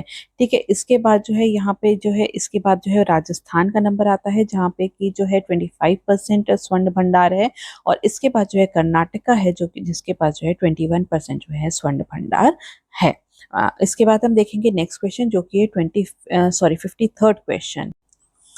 So next is 53rd question, स्वतंत्र भारत में के प्रथम मंत्रिमंडल के संदर्भ में निम्नलिखित युग्मों पर विचार कीजिए, और हम यहाँ पे देखने के कौन कौन से युग्म जो है वो सही से सुमेलित हैं। तो सबसे पहले अगर हम युग्म देखें तो वो कौन सा है कि राजेंद्र प्रसाद जो है, ठीक है, उनको तो यहाँ पे ये इस पेयर जो है यहाँ पे गलत दिया गया है, क्योंकि राजेंद्र प्रसाद जो थे वो फूड एंड एग्रीकल्चर डिपार्टमेंट जो था वो उनके अंडर था। इसके बाद अगर हम मौलाना अबुल कलाम आज़ाद देखें तो उनके अंतर्गत जो है शिक्षा डिपार्टमेंट था। वल्लभ भाई पटेल जो है उनके अंतर्गत जो है information and broadcasting, home and states department था, तो ये पेयर भी जो है यहाँ पे गलत दिया गया है। सरदार बलदेव सिंह जी जो थे उनके अंतर्गत जो है रक्षा या फिर डिफेंस का जो डिपार्टमेंट था वो था। तो यहाँ पे केवल सेकेंड पेयर ही जो है वो सही दिया गया है, तो हमारा आंसर हो जाएगा यहाँ पर बी। 54th क्वेश्चन को देखेंगे, exercise 10 league is a joint military exercise between India and see Uzbekistan. ठीक है, तो सी यहाँ पे जो है ये सही जवाब होगा। 55th क्वेश्चन देखेंगे, consider the following statement about subsidiary alliance, और हमें देखते हैं कि कौन कौन से कथन जो है यहाँ पर सही नहीं है। ठीक है, तो सबसे पहले अगर हम 55th क्वेश्चन को देखेंगे तो यहाँ पर जो है कि लॉर्ड कॉर्नवालिस ने सहायक गठबंधन की जो है नीति शुरू की थी, तो यहाँ पे गलत दिया गया है, क्योंकि ये लॉर्ड वेलेस्ली ने जो है यहाँ पे सब्सिडियरी अलायंस को जो है यहाँ पे पॉलिसी को स्टार्ट किया था। इसके बाद हम देखेंगे सेकेंड स्टेटमेंट, उसमें कहा गया कि Awadh was the first Indian state to accept the subsidiary alliance system, तो ये भी यहाँ पर गलत है, क्योंकि यहाँ पर जो है निज़ाम ऑफ हैदराबाद जो है उन्होंने सबसे पहले जो है सब्सिडियरी अलायंस सिस्टम को जो है यहाँ पे एक्सेप्ट किया था। तो दोनों ही स्टेटमेंट जो है यहाँ पर गलत दिए गए हैं, तो यहाँ पे आंसर हो जाएगा हमारा सी, क्योंकि यहाँ पे पूछा गया है कि कथन सही नहीं है। 56 क्वेश्चन की बात करेंगे, as per the census 2011 arrange the following tribes in descending order of their population in India. ठीक है, तो सबसे पहले इसमें जो है जो सबसे लार्जेस्ट जो है हमारे इंडिया में ट्राइबल पॉपुलेशन किसकी है, वो है भील्स की। ठीक है, तो ये आ जाएगा फर्स्ट नंबर पे। उसके बाद आते हैं गोंड्स और उसके बाद आते हैं संथाल। तो यहाँ पे तो यहाँ पर आएगा 3, 2 एंड 1, तो D is the right answer. ठीक है, इसके बाद हम देखेंगे 57 question, in the year 2024-25 which district of Uttar Pradesh recorded the highest productivity of sugar cane. ठीक है, तो अगर हम यहाँ पे देखें कि प्रोडक्टिविटी सबसे ज्यादा कहाँ से जो है दर्ज की गई है, तो उसका आंसर होगा बी, शामली से। इसके बाद हम नेक्स्ट क्वेश्चन देखेंगे जो कि है 58th क्वेश्चन, और 58th क्वेश्चन पूछ रहा है कि the 106th constitutional amendment act seeks to provide reservation of women in which of the following. ठीक है, तो यहाँ पे जो है ये लोकसभा में जो है यहाँ पे महिलाओं का आरक्षण देने की बात करता है, राज्यसभा में जो है ये आरक्षण देने की बात नहीं करता है, राज्य विधानसभाओं में बात करता है, ये बिल्कुल सही है, और राष्ट्रीय राजधानी क्षेत्र दिल्ली और पुडुचेरी की विधानसभा। ठीक है, तो ये भी यहाँ पर जो है यहाँ पर गलत दिया गया है, क्योंकि यहाँ पे केवल केवल जो है जो दिल्ली की जो विधानसभा है केवल उसी में जो है बात करता है, पुडुचेरी में बात नहीं करता है। तो हमारा आंसर क्या हो जाएगा 1 एंड 3। ठीक है, तो यहाँ पर सी इज द राइट आंसर। इसके बाद हम नेक्स्ट क्वेश्चन देखेंगे 59 question. Consider the following statements about Nalanda university. और यहाँ पर हमें देखने की कौन कौन से कथन जो है यहाँ पे करेक्ट दिए गए हैं, सत्य दिए गए हैं। तो सबसे पहला क्या है कि यहाँ पे दिया गया है कि नालंदा विश्वविद्यालय की स्थापना जो है गुप्त वंश के समुद्रगुप्त ने की थी। तो यहाँ पे ये गलत है क्योंकि इसकी स्थापना जो है वो कुमार गुप्त द्वारा जो है वो की गई थी। इसे लगभग 1200 ईस्वी में बख्तियार खिलजी ने नष्ट कर दिया था। ये बिल्कुल सही है। ये विश्व का पहला आवासीय विश्वविद्यालय था। ये भी बिल्कुल सही है। तो आंसर क्या हो जाएगा हमारा 2 एंड 3, केवल सेकंड और थर्ड स्टेटमेंट जो है यहाँ पर सही है। तो B is the right answer. 68th question देखेंगे। Recently, the Supreme Court prescribed which of the following timelines for the state government and president to act on bills under Article 200 and 201 of the Constitution। ठीक है, तो इसके अंतर्गत हमारा answer हो जाएगा B. Governor को जो है जो 200 आर्टिकल 200 के अंतर्गत जो भी बिल्स हैं उसके उसमें अपनी जो है सहमति या असहमति जो है वो 1 महीने के अंतर्गत जो है वो देनी होगी। और प्रेसिडेंट के लिए जो है यहाँ पे अगर कोई भी विधेयक जो है यहाँ पे उसको गवर्नर द्वारा जो है रिजर्व किया गया है तो प्रेसिडेंट को उस पर जो है वो 3 महीने के अंदर जो है वो एक्ट करना होगा। तो हमारा आंसर हो जाएगा यहाँ पर B. 61st question which of the following pairs is correctly match. ठीक है, तो यहाँ पे करेक्टली मैच पूछा है। तो स्वाइन फ्लू जो है वो H1N1 वायरस से होता है। तो यहाँ पे गलत दिया गया है। बर्ड फ्लू जो है वो H5N1 वायरस से होता है। पीत येलो फीवर जो है वो फ्लैवी वायरस से होता है। ये बिल्कुल सही है। हर्पीस जो है वो किससे होता है, वो हर्पीस सिम्प्लेक्स वायरस से होता है, जिसको कि हम लोग HSV1 और HSV2 भी कहते हैं। ठीक है, तो यहाँ पर जो है यहाँ पे कौन सा करेक्टली मैच है, वो है सी।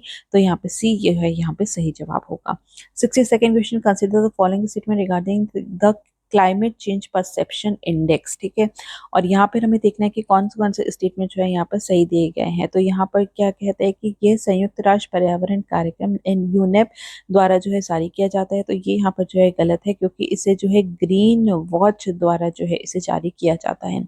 सेकेंड स्टेटमेंट है जलवायु परिवर्तन धारणा सूचकांक 2025 में भारत को 10वां स्थान जो है वो दिया गया था। ठीक है, तो ये स्टेटमेंट जो है यहाँ पर सही दिया गया है। तो आंसर हो जाएगा हमारा बी। केवल सेकेंड स्टेटमेंट जो है यहाँ पर सही दिया गया है।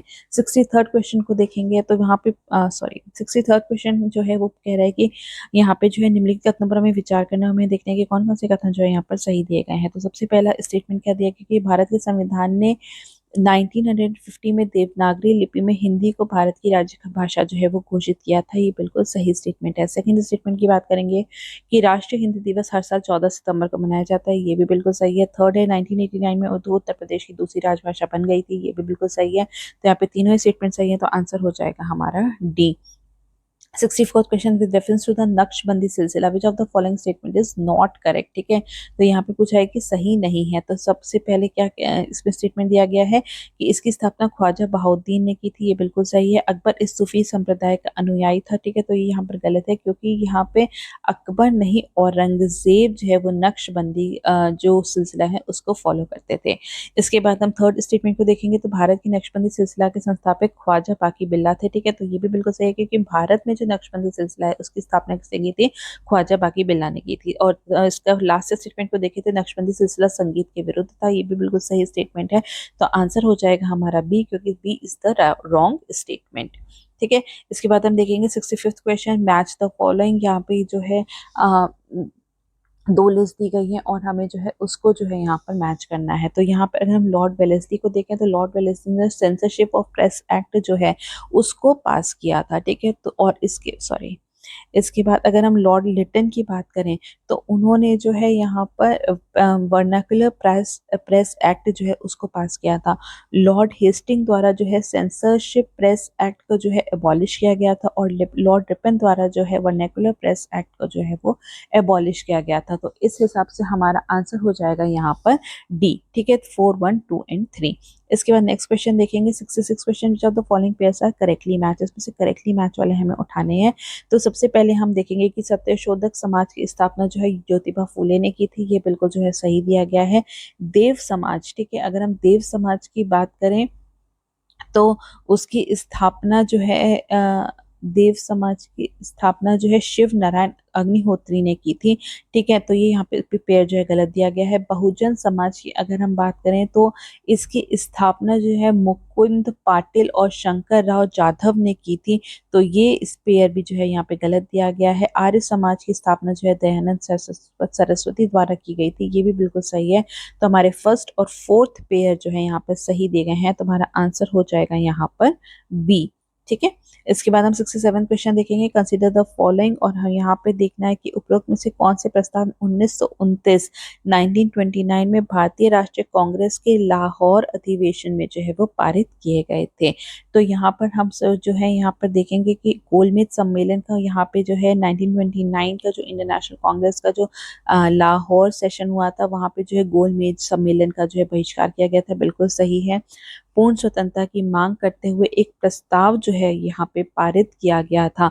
ठीक है, तो यहाँ पे ये भी सही है। अखिल भारतीय खादी बोर्ड की जो स्थापना की गई थी, तो ये यहाँ पर जो है गलत दिया गया है, क्योंकि अखिल भारतीय खादी बोर्ड बोर्ड जो है इसकी स्थापना जो है 1923 में जो काकीनाडा सेशन हुआ था आईएनसी का, वहां पर जो है इसकी स्थापना की गई थी। ठीक है, तो आंसर हो जाएगा हमारा 1 एंड 2 के फर्स्ट और सेकंड स्टेटमेंट जो है यहाँ पर सही दिया गया है। इसके बाद हम देखेंगे 68 question with reference to Salt Satyagraha consider the following pairs. ठीक है, सॉल्ट सत्याग्रह के दौरान जो है अलग अलग जगहों पे जो है अलग अलग नेताओं ने जो है वहाँ पे नेतृत्व किया था, तो उससे जो है हमें यहाँ पे जो है यहाँ पे मैच करना है। तमिलनाडु को अगर हम देखें तो वहाँ पे जो है सी राजगोपालाचारी जो थे, उन्होंने सॉल्ट मार्चेस जो हैं तांजोर कोस्ट पे, उसको जो है यहाँ पे उसको लीड किया था। ठीक है, तो ये यहाँ पर जो है सही दिया गया है। आंध्र प्रदेश में अगर यही हम देखें, ठीक है, तो आ, तो आंध्र प्रदेश में जो है के केलप्पन ने जो है वो नहीं किया था। के केलप्पन ने जो है मालाबार रीजन में जो है इसको लीड किया था सॉल्ट सत्याग्रह को। वहीं अगर हम उड़ीसा में देखें, ठीक है, तो उड़ीसा में जो है गोपाल बंधु चौधरी ने जो है सॉल्ट सत्याग्रह को जो है वहाँ पे ऑर्गेनाइज किया था। तो हमारा फर्स्ट और थर्ड पेयर जो है यहाँ पे सही दिया गया है, तो हमारा आंसर यहाँ पे हो जाएगा बी।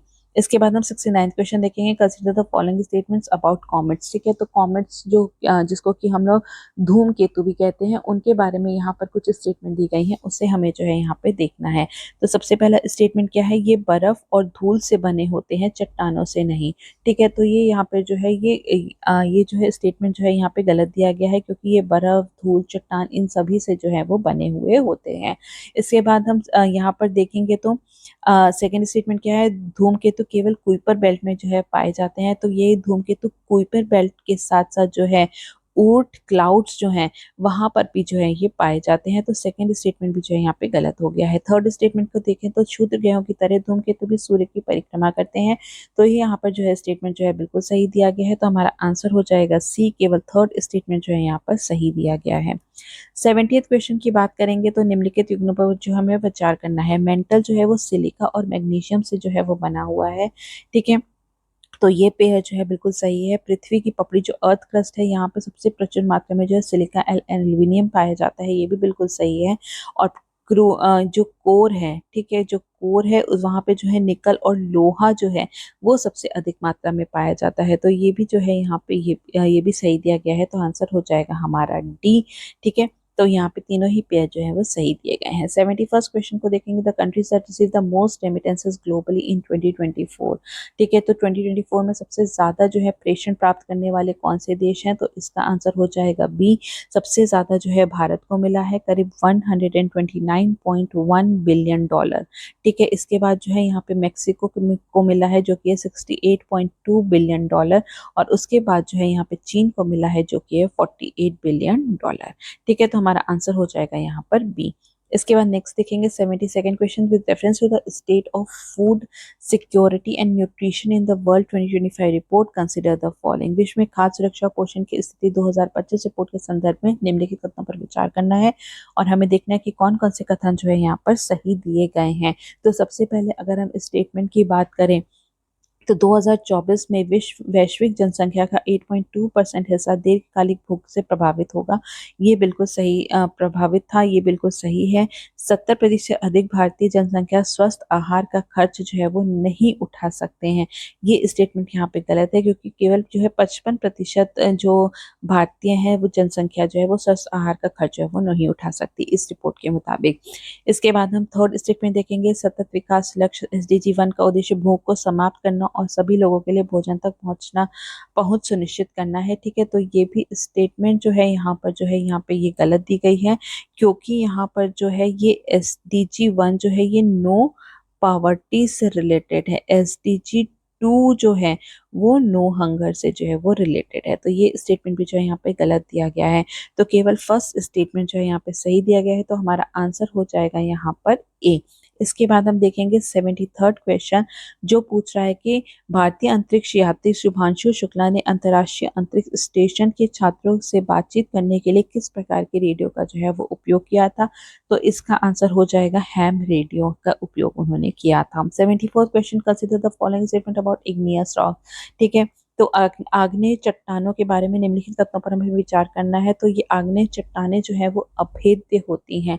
ठीक है, तो ये जो है इम्परमिएबल होती हैं। तो ये बिल्कुल जो है यहाँ पे सही स्टेटमेंट है। आग्नेय चट्टानों के निर्माण की प्रक्रिया को शिला भवन कहते हैं। ठीक है, लिथिफिकेशन कहते हैं। ठीक है, तो ये यहाँ पर गलत है, क्योंकि सेडिमेंट्री रॉक्स के जो निर्माण होने की प्रक्रिया जो है उसको हम लोग लिथिफिकेशन कहते हैं।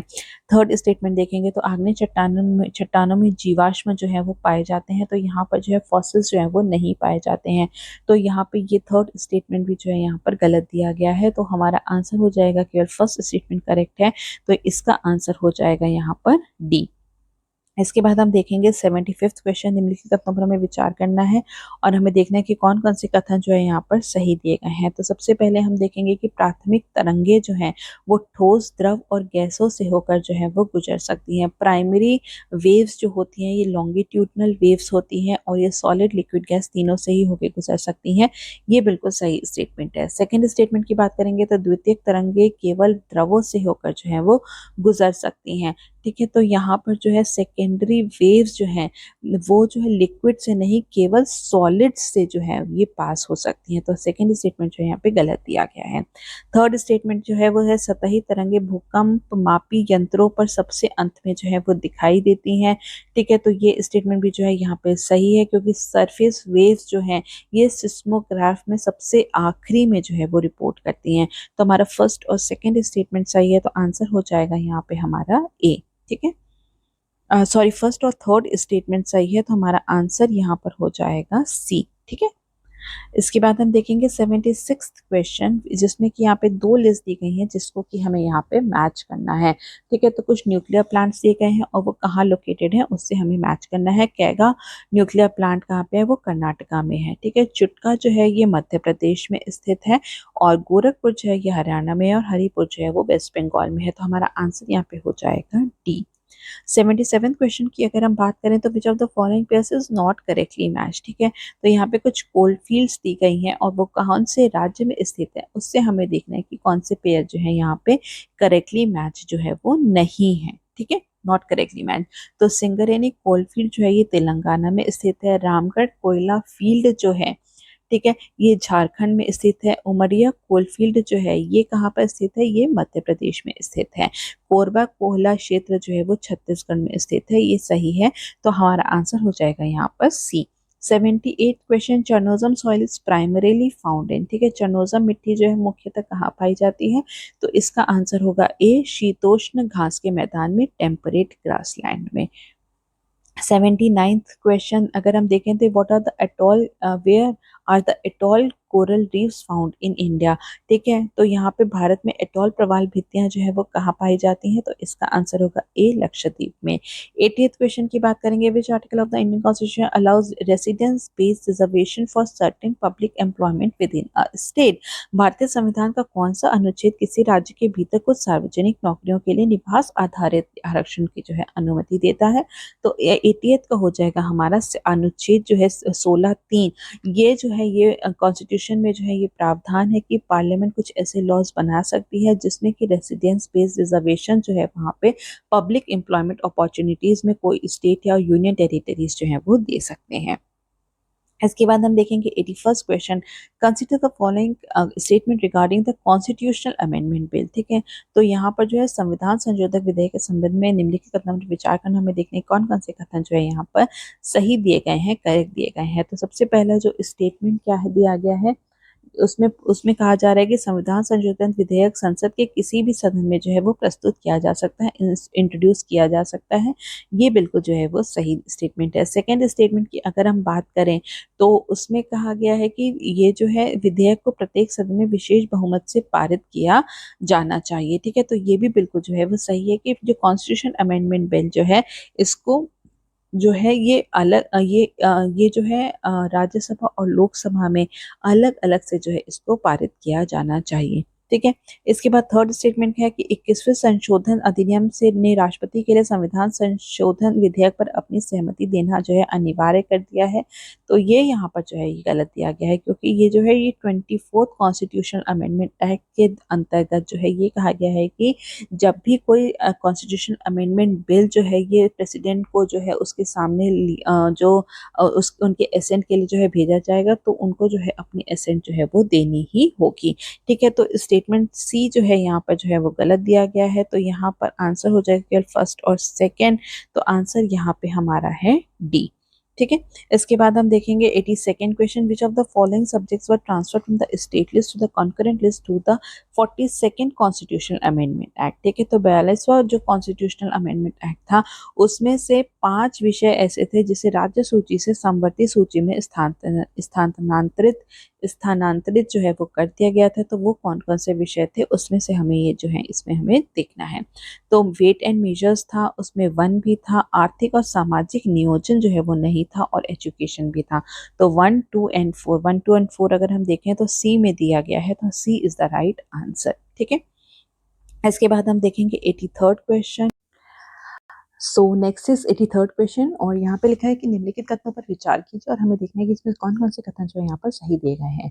तो पहला कथन अगर हम पढ़े तो एसआर बोमई मामले में सर्वोच्च न्यायालय ने माना है कि संघवाद भारतीय संविधान की एक मूलभूत विशेषता है। ये बिल्कुल सही स्टेटमेंट है।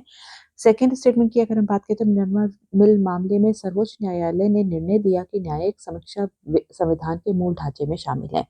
ये भी बिल्कुल सही है, दोनों स्टेटमेंट सही है, तो हमारा आंसर हो जाएगा बी।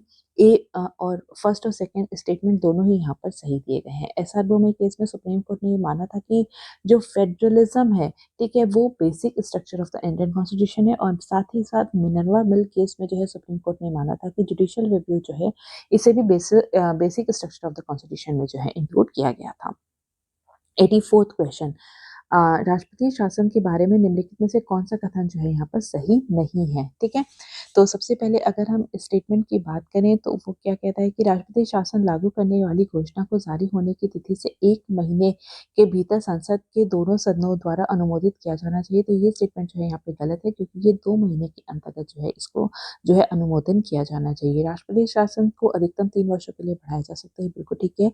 इसे राष्ट्रपति द्वारा संसदीय अनुमोदन के बिना रद्द किया जा सकता है, ये भी बिल्कुल सही है, तो हमारा आंसर हो जाएगा ए, क्योंकि ये यहाँ पर जो है गलत दिया गया है। 85th क्वेश्चन को देखेंगे, with reference to the Central Vigilance Commission consider the following statements. ठीक है, तो इसकी स्थापना राजमन्नार समिति की सिफारिशों पर की गई थी, तो ये यहाँ पर गलत है, क्योंकि इसकी जो स्थापना है संथनम कमिटी के द्वारा जो है की गई थी। ठीक है, 1964 में।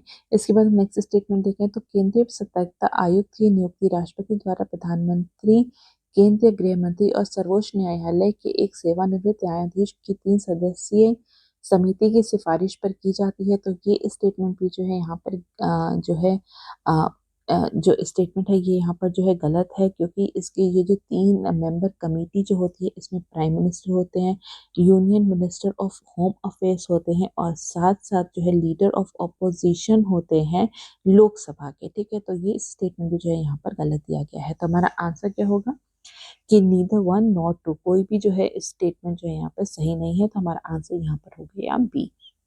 86 क्वेश्चन को देखेंगे, कंसिडर द फॉलोइंग, ठीक है। तो यहाँ पर जो है हम देखेंगे कि फंडामेंटल राइट्स जो हैं ये सिटीजन और फॉरेनर्स, इनमें से कौन कौन सी ऐसी राइट्स हैं जो कि सिटीजन और फॉरेनर्स दोनों को ही जो है यहाँ पर जो अवेल कर सकते हैं। तो सबसे पहले अगर हम देखें freedom to manage religious affairs, ठीक है, तो ये यहाँ पर जो है बिल्कुल सही है। फ्रीडम टू एसोसिएशन और फ्रीडम टू मूवमेंट जो है ये जो है ये जो है ये फॉरेनर्स के पास नहीं होती, ये केवल जो है सिटीजन्स को ही जो है ये राइट दी गई है, और ये दोनों ही राइट जो है आर्टिकल 19 के अंतर्गत जो है वो आती हैं। तो यहाँ पर आंसर हो जाएगा हमारा ए। इसके बाद हम देखेंगे 87 question, which article of the constitution of India provides establishment of state finance commission, ठीक है। स्टेट फाइनेंस कमीशन का प्रावधान जो है किसमें क्या किया गया है, तो इसका आंसर हो जाएगा सी, आर्टिकल 243 आई, ठीक है। तो यहाँ पर जो है यहाँ पे जो राज्य की जो स्टेट फाइनेंस पोजीशन है, फाइनेंशियल पोजीशन है, उसके लिए जो है स्टेट फाइनेंस कमीशन की जो है यहाँ पे स्थापना की गई है। तो यही अगर हम आर्टिकल 243 डी को देखें तो इसमें जो है यहाँ पे पंचायत इलेक्शंस में, ठीक है, पंचायत इलेक्शंस में जो रिजर्वेशन होते हैं ये उससे डील करता है। वहीं 243 के जो है, ठीक है, ये जो है पंचायत के इलेक्शन से जो है डील करता है, और आर्टिकल 243 जो है ये पंचायत के जो है अकाउंट्स के जो है ऑडिट से रिलेटेड है। इसके बाद हम 88 क्वेश्चन देखेंगे, with reference to Loktak lake consider the following statements, और हमें देखना है कि कौन कौन से कथन जो है यहाँ पर सही दिए गए हैं। तो सबसे पहला अगर हम स्टेटमेंट देखें तो यहाँ पर दिया गया है कि ये दुर्लभ संगाई हिरणों का अंतिम प्राकृतिक आवास है, ये बिल्कुल सही है, ठीक है। तो लोकटक लेक जो है ये लास्ट नेचुरल हैबिटेट है रेयर संगाई डियर का। ये ब्रह्मपुत्र नदी द्वारा पोषित होता है, तो ये यहाँ पे गलत है क्योंकि ये जो है मणिपुर नदी द्वारा जो है ये पोषित होता है। इसके बाद थर्ड स्टेटमेंट देखें तो ये फुमरी तैतीय द्वीपों के लिए प्रसिद्ध है, ये भी बिल्कुल सही है। तो फर्स्ट और थर्ड स्टेटमेंट यहाँ पर जो है सही है, तो हमारा आंसर हो जाएगा यहाँ पर बी। 89 क्वेश्चन को देखते हैं, कंसीडर द फॉलोइंग स्टेटमेंट्स, और यहाँ पे हमें देखते हैं कौन कौन से कथन जो है यहाँ पर सही दिए गए हैं। तो सबसे पहला क्या है, सामाजिक सुरक्षा कवरेज में भारत प्रथम स्थान पर है, तो नहीं, ये भारत जो है वो सेकंड स्थान पर है। सेकंड स्टेटमेंट की अगर हम बात करें तो 2015 से 25 की अवधि में भारत के सामाजिक सुरक्षा कवरेज में 45% अंकों की जो है वृद्धि हुई है, ये बिल्कुल सही है। तो आंसर हो जाएगा हमारा बी, सॉरी केवल सेकंड स्टेटमेंट सही है, तो आंसर हो जाएगा हमारा यहाँ पर सी, ठीक है। दो हाल ही में जो है आईएलओ ने जो है एक डेटा रिलीज किया है जिसमें ये पाया गया है कि इंडिया में जो है जो सोशल प्रोटेक्शन स्कीम के अंतर्गत जो बेनिफिशियरीज हैं वो पूरे विश्व में जो है वो सेकंड लार्जेस्ट हैं, ठीक है। तो यहाँ पे इसलिए जो है इसे सेकंड स्थान दिया गया है। और 2015 से 2025 के बीच में, ठीक है, जो सामाजिक सुरक्षा की जो कवरेज जो है उसको 45 से वो करीब 45% पॉइंट जो है वो बढ़ गई है। ये 2015 में करीब 19% थी, जो कि बढ़कर जो 2025 में जो है 64.3% जो है वो हो गई है।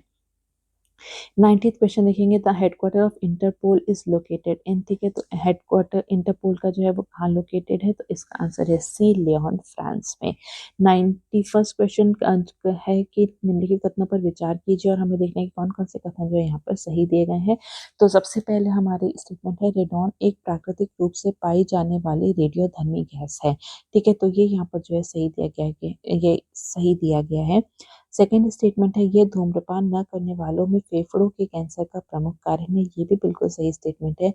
रेडॉन गैस को भूकंप का अग्रदूत माना जाता है, ठीक है। तो इससे जो है रेडॉन गैस से जो है यहाँ पे अर्थक्वेक का जो है अनुमान लगाया जाता है, तो ये भी बिल्कुल जो है ये सही है। तो यहाँ पे आंसर हो जाएगा हमारा डी, तीनों ही स्टेटमेंट जो है यहाँ पर सही दिए गए हैं। इसके बाद हम देखेंगे 92nd क्वेश्चन, और 92nd क्वेश्चन जो है ये पूछा है कि द 10% लॉ ऑफ एनर्जी जो है किसने दी थी, तो इसका आंसर हो जाएगा ए, रेमंड लिंडमैन ने, ठीक है। इसके बाद हम नेक्स्ट देखेंगे 93rd क्वेश्चन, निम्नलिखित जो है कथनों पर विचार करना है, हमें देखने कौन कौन से कथन जो है यहाँ पर सही दिए गए हैं। तो सबसे पहले जो है यहाँ पर जो स्टेटमेंट दिया गया है वो है प्रवाल विशेष रूप से खारे पानी में उगते हैं, ठीक है। तो ये यहाँ पे जो है ये जो है एकदम सही दिया गया है। सेकंड क्या है, प्रवाल भित्तियों की वृद्धि के लिए सबसे अनुकूल तापमान 10 से 15 डिग्री सेल्सियस के बीच होता है, तो यहाँ पर ये गलत है क्योंकि इन्हें जो है 23 से 25 डिग्री का जो है यहाँ पे तापमान चाहिए होता है। तो इसलिए हमारा आंसर हो जाएगा यहाँ पे बी, केवल फर्स्ट स्टेटमेंट जो है यहाँ पर सही है। तो कोरल्स जो है ये मरीन ऑर्गेनिज्म होते हैं जो कि खारे पानी में ही जो है यहाँ पे जो है ये ग्रो होते हैं। इसके बाद हम देखेंगे 94th क्वेश्चन जो कि असर्शन और रीजन से है। तो फर्स्ट इसका अगर हम कथन समझे तो समताप मंडल में सल्फेट एरोसोल का इंजेक्शन लगाने से ग्लोबल वार्मिंग जो है वो कम होती है, ये बिल्कुल सही दिया गया है। ठीक है, तो यहाँ पर जो है स्ट्रेटोस्फेयर में जो है सल्फेट एरोसोल्स को जो है यहाँ पर जो है एरोसोल्स को जो है क्लाइमेट चेंज या फिर हम कह सकते हैं ग्लोबल वार्मिंग को कम करने के लिए जो इसका उपयोग किया जाता है। सल्फेट एरोसोल सूर्य के प्रकाश के अच्छे परावर्तक होते हैं, ये रीजन भी जो है बिल्कुल सही दिया गया है। तो हमारा आंसर हो जाएगा ए, क्योंकि यहाँ पे दोनों ही जो है असर्शन और रीजन जो है वो सत्य दिए गए हैं और जो है रीजन जो है वो असर्शन की सही से व्याख्या भी करता है। इसके बाद हम देखेंगे 95th क्वेश्चन जो कि यहाँ पे दो लिस्ट दी गई है जिसको कि हमें मैच करना है। टाइगर रिजर्व है, राज्य है, तो हमें इससे जो है मैच करना है। अगर हम ओरांग टाइगर रिजर्व देखें तो ये कहाँ पे स्थित है, ये है असम में। कामलांग जो है ये अरुणाचल प्रदेश में है। पलामू जो है ये झारखंड में है और दम्पा टाइगर रिजर्व जो है वो मिजोरम में है। तो इससे हमारा आंसर हो जाएगा 3, 4, 2 एंड 1। इसके बाद हम नेक्स्ट क्वेश्चन देखते हैं 96 क्वेश्चन। तो यहाँ पर जो है ये पॉन्ड इकोसिस्टम के बारे में जो है हमें निम्नलिखित तथ्यों पर हमें विचार करना है और हमें देखना है कि ये कौन कौन से जो है यहाँ पे जो है कथन जो है इस पॉन्ड इकोसिस्टम से के बारे में जो है ये सही है। तो यहाँ पर जो है अगर हम देखें तो संख्याओं का पिरामिड जो है वो सीधा होता है। ठीक है, तो यह यहाँ पे जो है बिल्कुल सही दिया गया है। सेकेंड है जयभार का पिरामिड जो है वो उल्टा होता है, ये भी बिल्कुल सही दिया गया है। और थर्ड क्या है, ऊर्जा का पिरामिड जो है वो सीधा होता है, ये भी बिल्कुल सही दिया गया है। तो आंसर जो है हमारा जो है डी हो जाएगा। 1, 2 एंड 3 स्टेटमेंट तीनों ही करेक्ट हैं। दो लिस्ट दी गई है, हमें यहाँ पे इनको मैच करना है। रेगिस्तान है और वो कौन से महासागरीय धारा के जो है ओशन करंट के इम्पैक्ट या फिर इफेक्ट से बने हुए हैं, उससे जो है हमें यहाँ पे मैच करना है। तो सबसे पहले अगर हम कालाहारी डेजर्ट देखें, ठीक है, तो कालाहारी डेजर्ट जो है ये किसके अ, ये कौन से हम कह सकते हैं कि ओशियन करेंट के इम्पैक्ट से जो है बना है, तो इसका आंसर होगा बेंगुएला धारा। ठीक है, यही अगर हम पैटागोनिया डेजर्ट की बात करें तो ये फॉकलैंड धारा के जो है इफेक्ट से जो है बना है। सहारा जो है ये जो है कैनरी धारा से के इम्पैक्ट से जो है वो बना हुआ है और सोनोरन डेजर्ट जो है वो कैलिफोर्निया धारा जो है उसको इम्पैक्ट करती है। तो इसलिए हमारा यहाँ पर आंसर हो जाएगा बी, 3, 1, 2 एंड 4। इसके बाद हम देखेंगे 98 क्वेश्चन। यूरेनियम सिटी इन सस्केचुआन में यूरेनियम सिटी किस झील के तट पर जो है यहाँ पे स्थित है, कनाडा में। तो यहाँ पे इसका आंसर होगा यहाँ पे डी, अथाबास्का झील। 99 question, by which year does NITI Aayog aim for India to achieve self sufficiency in pulses production. ठीक है, तो पल्सेस प्रोडक्शन में नीति आयोग ने यहाँ पे टारगेट रखा है कि वर्ष 2030 तक जो है हम लोग यहाँ पे भारत में जो है सेल्फ सफिशिएंट हो जाएंगे। और यहाँ पे साथ ही साथ ये भी लक्ष्य रखा गया है कि इंडिया के पल्सेस का जो प्रोडक्शन है वो वर्ष 2047 तक जो है वो दुगना कर दिया जाएगा। इसके बाद हम 100 क्वेश्चन देखेंगे। Arrange the following schemes of the central government in chronological order. ठीक है, तो सबसे पहले अगर हम देखें बेटी बचाओ बेटी पढ़ाओ, तो इसको कब शुरुआत की गई थी। इसकी शुरुआत जो है 22 जनवरी वर्ष 2015 में की गई थी। मेक इन इंडिया की अगर हम बात करें तो वो 25 सितंबर 2014 को स्टार्ट की गई थी। प्रधानमंत्री जन धन योजना जो है वो 28 अगस्त 2014 को स्टार्ट की गई थी और मुद्रा योजना जो है वो 8 अप्रैल 2015 में जो है वो स्टार्ट की गई थी। तो इस हिसाब से हमारा आंसर हो जाएगा ए, 3, 2, 1 एंड 4।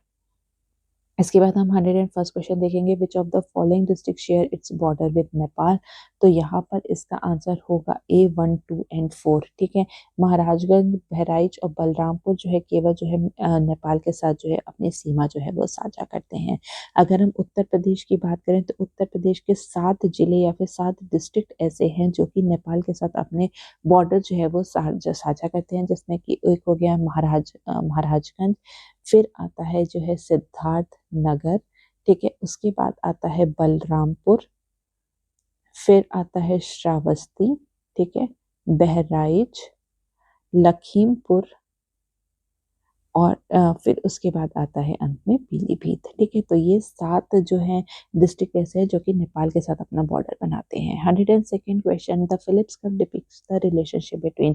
फिलिप्स वक्र जो है किसके बीच जो है संबंध दर्शाता है, तो इसका आंसर हो जाएगा 102 का सी, जो है इन्फ्लेशन और अनएम्प्लॉयमेंट के बीच का जो है जो रिलेशन है वो हम लोग फिलिप्स कर्व से जो है दर्शाते हैं। 103rd question, which of the following are the effects of the devaluation of currency. ठीक है, जब मुद्रा का जब अवमूल्यन करते हैं तो उसमें से निम्नलिखित में से कौन कौन से जो है वो प्रभाव पड़ते हैं। तो सबसे पहले है कि भुगतान संतुलन में जो है सुधार होता है, बैलेंस ऑफ पेमेंट को जो सुधार करता है, भी बिल्कुल सही है। इसके बाद हम देखते हैं कि डोमेस्टिक प्रोडक्शन को जो है ये जो है यहाँ पर उसको बूस्ट करता है, ये भी सही है। इनसे इन्फ्लेशन रेट जो है वो हाई होता है, ये भी सही है। तो हमारा आंसर हो जाएगा डी। ठीक है, यहाँ पे तीनों ही जो है यहाँ पे सही दिए गए हैं। ठीक है, तो यहाँ पर जो है ये जब भी हम लोग जो है करेंसी को डिवैल्यू करते हैं तो उसके कुछ पॉजिटिव इफेक्ट्स होते हैं और उसके कुछ नेगेटिव इफेक्ट्स भी हमें देखने को मिलते हैं। पॉजिटिव इफेक्ट में की बात करें तो जो एक्सपोर्ट जो होता है वो इंक्रीज होता है और इम्पोर्ट जो होता है वो डिक्रीज होता है। इससे जो है एक्सपोर्ट इंक्रीज और इम्पोर्ट डिक्रीज होने के कारण जो है हमारा बैलेंस ऑफ पेमेंट जो होता है उसमें जो है बहुत ज़्यादा सुधार होता है। और इसी के साथ साथ जो हमारा डोमेस्टिक प्रोडक्शन जो है, घरेलू उत्पादन जो है उसमें और ज़्यादा वृद्धि भी होती है। यहीं अगर हम नेगेटिव इफेक्ट की बात करें तो इससे जो है इन्फ्लेशन रेट जो है वो और ज़्यादा जो है वो बढ़ता है, जिससे कि जो भारत में या फिर जो भी कंट्री है वहाँ के कॉस्ट ऑफ लिविंग जो है वो और ज़्यादा जो है वो इंक्रीज हो जाती है। इससे क्या होता है, इससे हायर फॉरेन डेब्ट बर्डन भी जो है वो बढ़ता है। इसके बाद हम नेक्स्ट क्वेश्चन देखेंगे जो कि है 104th क्वेश्चन, और उसमें पूछा गया है कि the standard meridian passes through which of the following states. ठीक है, तो यहाँ पर जो है जैसा कि हम जानते हैं कि भारत में जो है 82.5 डिग्री जो है उस स्टैंडर्ड मेरिडियन माना गया है, और ये जो है भारत के 5 राज्यों से होके गुजरता है, जो उसमें कि आता है उत्तर प्रदेश, मध्य प्रदेश, छत्तीसगढ़, उड़ीसा और आंध्र प्रदेश। तो इस हिसाब से हमारा आंसर हो गया है यहाँ पे उड़ीसा और छत्तीसगढ़। तो इनमें से केवल 2 और 3 से ही होके जो है स्टैंडर्ड मेरिडियन गुजरती है। तो इसलिए हमारा जो आंसर हो जाएगा वो हो जाएगा डी। इसके बाद हम देखेंगे 105th क्वेश्चन, जो है यहाँ पे जो है कुछ पेयर्स दिए गए हैं, निम्नलिखित युग्मों पर विचार कीजिए और हमें देखना है कि कौन कौन से पेयर्स जो है यहाँ पे करेक्टली मैच दिए गए हैं। तो सबसे पहला क्या है, ध्वनि का तारत्व या फिर pitch of the sound. Pitch of the sound जो है ये हमारे ये जो है पिच ऑफ द साउंड जो है ये frequency of the sound wave पर निर्भर करती है, और लाउडनेस ऑफ द साउंड जो है वो amplitude of the sound wave पे जो है वो निर्भर करती है। तो यहाँ पे कोई भी पेयर जो है सही नहीं दिया गया है, तो आंसर हो जाएगा हमारा डी। 106 क्वेश्चन देखेंगे, arrange the following prayags of the Alaknanda river system in the north to south order. ठीक है, अलकनंदा नदी प्रणाली के निम्नलिखित प्रयागों को उत्तर से दक्षिण क्रम में जो है हमें व्यवस्थित करना है। तो यहाँ पर सबसे पहले अगर हम देखें तो सबसे पहले इसमें आता है विष्णु प्रयाग, उसके बाद आता है नंद प्रयाग। ठीक है, उसके बाद नंद प्रयाग यहाँ पे नहीं दिया गया है, लेकिन इसके बाद जो है वो नंद प्रयाग आता है। उसके बाद नंद प्रयाग के बाद जो है वो कर्ण प्रयाग आएगा। ठीक है, और उसके बाद जो है यहाँ पर जो है रुद्र प्रयाग आएगा, और अंत में जो है वो देव प्रयाग आता है। तो इसलिए हमारा आंसर यहाँ पे हो जाएगा बी 2, 1, 4 एंड 3। इसके बाद हम नेक्स्ट क्वेश्चन देखेंगे 107 question, according to IFSR 2023 which district recorded the highest increase in green cover in Uttar Pradesh. तो सबसे ज्यादा जो है यहाँ पे कौन सा जिला है जिसमें सबसे अधिक वृद्धि, किस जिले में जो हरित आवरण में जो है सबसे अधिक वृद्धि किस जिले में दर्ज की गई है, तो वो आंसर उसका आंसर है बी, झांसी। 108 क्वेश्चन को देखेंगे, the population of which of the following countries has declined for 14 consecutive years. तो इसका आंसर हो जाएगा ए, जापान। इसके 109th क्वेश्चन की बात करेंगे, with reference to the international big cat alliance consider the following statements. और हमें देखना है कौन कौन से कथन जो है यहाँ पर सही दिए गए हैं। तो सबसे पहले स्टेटमेंट की अगर हम बात करेंगे तो वो है कि अंतर्राष्ट्रीय बिग कैट अलायंस की स्थापना जो है 2023 में हुई थी, ये बिल्कुल सही है। तो जो प्रोजेक्ट टाइगर था उसकी जो 50th एनिवर्सरी जो थी, ठीक है, प्रोजेक्ट टाइगर जो कि 1973 में शुरू किया गया था, तो उसकी 50th एनिवर्सरी पे जो है इंटरनेशनल बिग कैट अलायंस की जो है स्थापना की गई थी 2023 में। ये बिल्कुल सही है। IBCA का मुख्यालय जो है नेपाल में स्थित है, तो ये यहाँ पे गलत है क्योंकि IBCA का मुख्यालय जो है वो न्यू दिल्ली इंडिया में जो है वो स्थित है। और यहाँ पर जो है थर्ड स्टेटमेंट दिया गया है कि ये पहल भारत में पाई जाने वाली 7 बड़ी बिल्लियों के संरक्षण पर केंद्रित है, तो ये यहाँ पर जो है गलत दिया गया है। ये 7 बड़ी बिल्लियों के संरक्षण पर तो केंद्रित है, लेकिन भारत में इनमें से केवल 5 बड़ी बिल्लियां ही जो है पाई जाती हैं। यहाँ पर भारत में जो है जैगुआर और प्यूमा जो है वो जो है यहाँ पर नहीं पाए जाते हैं। तो हमारा आंसर क्या हो जाएगा, यहाँ पर केवल फर्स्ट स्टेटमेंट जो है यहाँ पर सही है, तो हमारा आंसर यहाँ पर हो जाएगा सी। सी इज द राइट आंसर। ठीक है, इसके बाद हम नेक्स्ट क्वेश्चन देखेंगे जो कि है 110, और यहाँ पर जो है यहाँ पे जो है विटामिन दिए गए हैं, और इसमें से पूछा है कि इसमें से वसा में घुलनशील विटामिन जो है वो कौन से हैं। तो रेटिनॉल, जिसको कि हम लोग विटामिन ए भी कहते हैं, ठीक है, बायोटिन जो कि है विटामिन B7, और टोकोफेरॉल जिसको कि हम लोग जो है विटामिन ई भी कहते हैं। तो जैसा कि हम लोग जानते हैं केवल विटामिन बी एंड सी, ठीक है, विटामिन बी कॉम्प्लेक्स पूरा और प्लस विटामिन सी, ये दोनों जो है ये वाटर सॉल्यूबल होते हैं। बाकी सभी जो विटामिन होते हैं वो फैट सॉल्यूबल होते हैं। ठीक है, तो इसका मतलब कि विटामिन ए फैट सॉल्यूबल है और विटामिन ई भी फैट सॉल्यूबल है, और बायोटिन जो है वो वाटर सॉल्यूबल है। तो हमारा आंसर हो जाएगा 1 और 3। तो 1 और 3 कहाँ पे दिया गया है, सी पे दिया गया है, तो हमारा यहाँ पे सी जो है वो सही आंसर होगा। 111 का क्वेश्चन 11th का क्वेश्चन देखेंगे। What is the shape of a red blood cell in the human body. ठीक है, मानव शरीर में लाल रक्त कोशिका का आकार जो है वो कैसा होता है, तो इसका आकार जो होता है वो होता है बाय कॉनकेव। ठीक है, तो इसलिए जो है यहाँ पर आंसर हो जाएगा हमारा बी। 112 क्वेश्चन देखेंगे। 2 लिस्ट दी गई हैं और इसे जो है हमें मैच करना है। कुछ ब्लड टेस्ट है और वो कौन से रोग से संबंधित है उसे हमें जो है यहाँ में मैच करना है। विडाल परीक्षण जो है ये इससे जो है हम टाइफाइड का पता चलाते हैं, और यही हम HbA1c जो है इससे जो है मधुमेह मेलाइटिस जो है डायबिटीज मेलाइटिस का हमें पता चलता है। पिछले 3 महीने की जो डायबिटीज होती है या फिर शुगर लेवल होते हैं उसके एवरेज को जो है हमें दिखाती है। यही एलिजा टेस्ट जो है ये HIV को के लिए जो है कराया जाता है, और मैनटॉक्स टेस्ट जो है ये TB के लिए जो है वो कराया जाता है। तो हमारा आंसर हो जाएगा यहाँ पर D 3, 1, 4 एंड 2। 113 क्वेश्चन की बात करेंगे। The 2 strands of the DNA are held together by which type of bond, तो इसका आंसर होगा ए हाइड्रोजन बॉन्ड। इसके बाद 114 क्वेश्चन देखें तो कोहनी और घुटने जो है वो किस प्रकार के एग्जाम्पल है, किस प्रकार के जॉइंट के उदाहरण है, तो इसका आंसर हो जाएगा बी हिंज जॉइंट के जो है वो उदाहरण है। इसके बाद नेक्स्ट हम देखेंगे 115 क्वेश्चन, और 115 क्वेश्चन पूछ रहा है कि पादप पोषण के संबंध में निम्नलिखित कथनों पर विचार कीजिए, और हमें देखना है कि कौन कौन से कथन जो है यहाँ पर सही दिए गए हैं। तो सबसे पहले क्या है, नाइट्रोजन की कमी से पौधों की पत्तियां जो है वो पीली पड़ जाती हैं, ये बिल्कुल यहाँ पर सही दिया गया है। और सेकेंड स्टेटमेंट क्या है, पौधे मिट्टी के से नाइट्रेट के रूप में जो है नाइट्रोजन अवशोषित करते हैं, ये भी बिल्कुल सही है। तो यहाँ पे दोनों ही स्टेटमेंट सही है, तो हमारा आंसर हो जाएगा सी। ठीक है, तो जो नाइट्रोजन जो है उसकी नाइट्रोजन जो है ये जो प्लांट्स के लिए बहुत ही एक ज़रूरी एक इसको हम कह सकते हैं कि मेजर कंपोनेंट है, और ये जो है प्रोटीन एंड न्यूक्लिक एसिड के लिए जो है बहुत ही ज़्यादा जो है ज़रूरी होता है। और पौधे जो हैं ये डायरेक्ट नाइट्रोजन जो है वो जो है एब्जॉर्ब नहीं कर सकते, वो नाइट्रेट के रूप में जो है एब्जॉर्ब करते हैं। तो दोनों ही स्टेटमेंट सही दी गई है, C is the right answer. 116 question को देखेंगे तो identify the climate type that has the following features. ठीक है, सॉरी, उस जलवायु प्रकार की पहचान कीजिए जिसमें निम्नलिखित जो है विशेषताएं हैं। सबसे पहले क्या है, गर्म शुष्क ग्रीष्मकाल और हल्की आर्द्र शीतकाल। ठीक है, सेकेंड है अंगूर खट्टे फल और जैतून की कृषि प्रधानता, और थर्ड है कि 30 डिग्री टू 45 डिग्री अक्षांशों के बीच महाद्वीपों के पश्चिमी सीमांत पर स्थित होते हैं।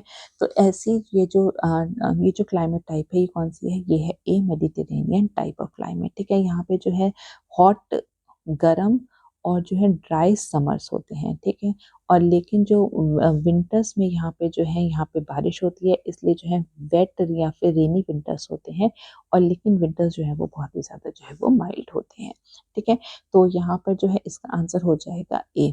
इसके बाद हम देखेंगे 117 क्वेश्चन। हाल ही में समाचारों में देखे गए हॉर्मुज जल मध्य के संदर्भ में निम्नलिखित कथनों पर हमें जो है विचार करना है, और हमें देखना है कि कौन कौन से कथन जो है यहाँ पर सत्य दिए गए हैं। तो सबसे पहले क्या है कि इसकी सीमा उत्तर में संयुक्त अरब अमीरात, UAE और ओमान, और दक्षिण में ईरान से लगती है। ठीक है, तो ये यहाँ पर जो है गलत दिया गया है, क्योंकि जो है यहाँ पर जो अगर हम जो स्ट्रेट ऑफ हॉर्मस जो है, इसके नॉर्थ में तो जो है ईरान है, लेकिन इसके साउथ में जो है वो यूएई और ओमान है। ठीक है, तो ये जो है यहाँ पे गलत दिया गया है। सेकेंड स्टेटमेंट की अगर हम बात करें तो दुनिया का लगभग 20% तेल व्यापार यहीं से होकर गुजरता है। ये बिल्कुल सही है। ये फारस की खाड़ी को ओमान की खाड़ी और अरब सागर से जोड़ता है। ये भी यहाँ पर जो है यहाँ पे सही दिया गया है। तो हमारा आंसर यहाँ पर हो जाएगा बी। केवल 2 और 3 स्टेटमेंट जो है यहाँ पर सही दिए गए हैं। 118th क्वेश्चन की बात करेंगे। हाल ही में समाचारों में देखा गया ऑपरेशन ट्रू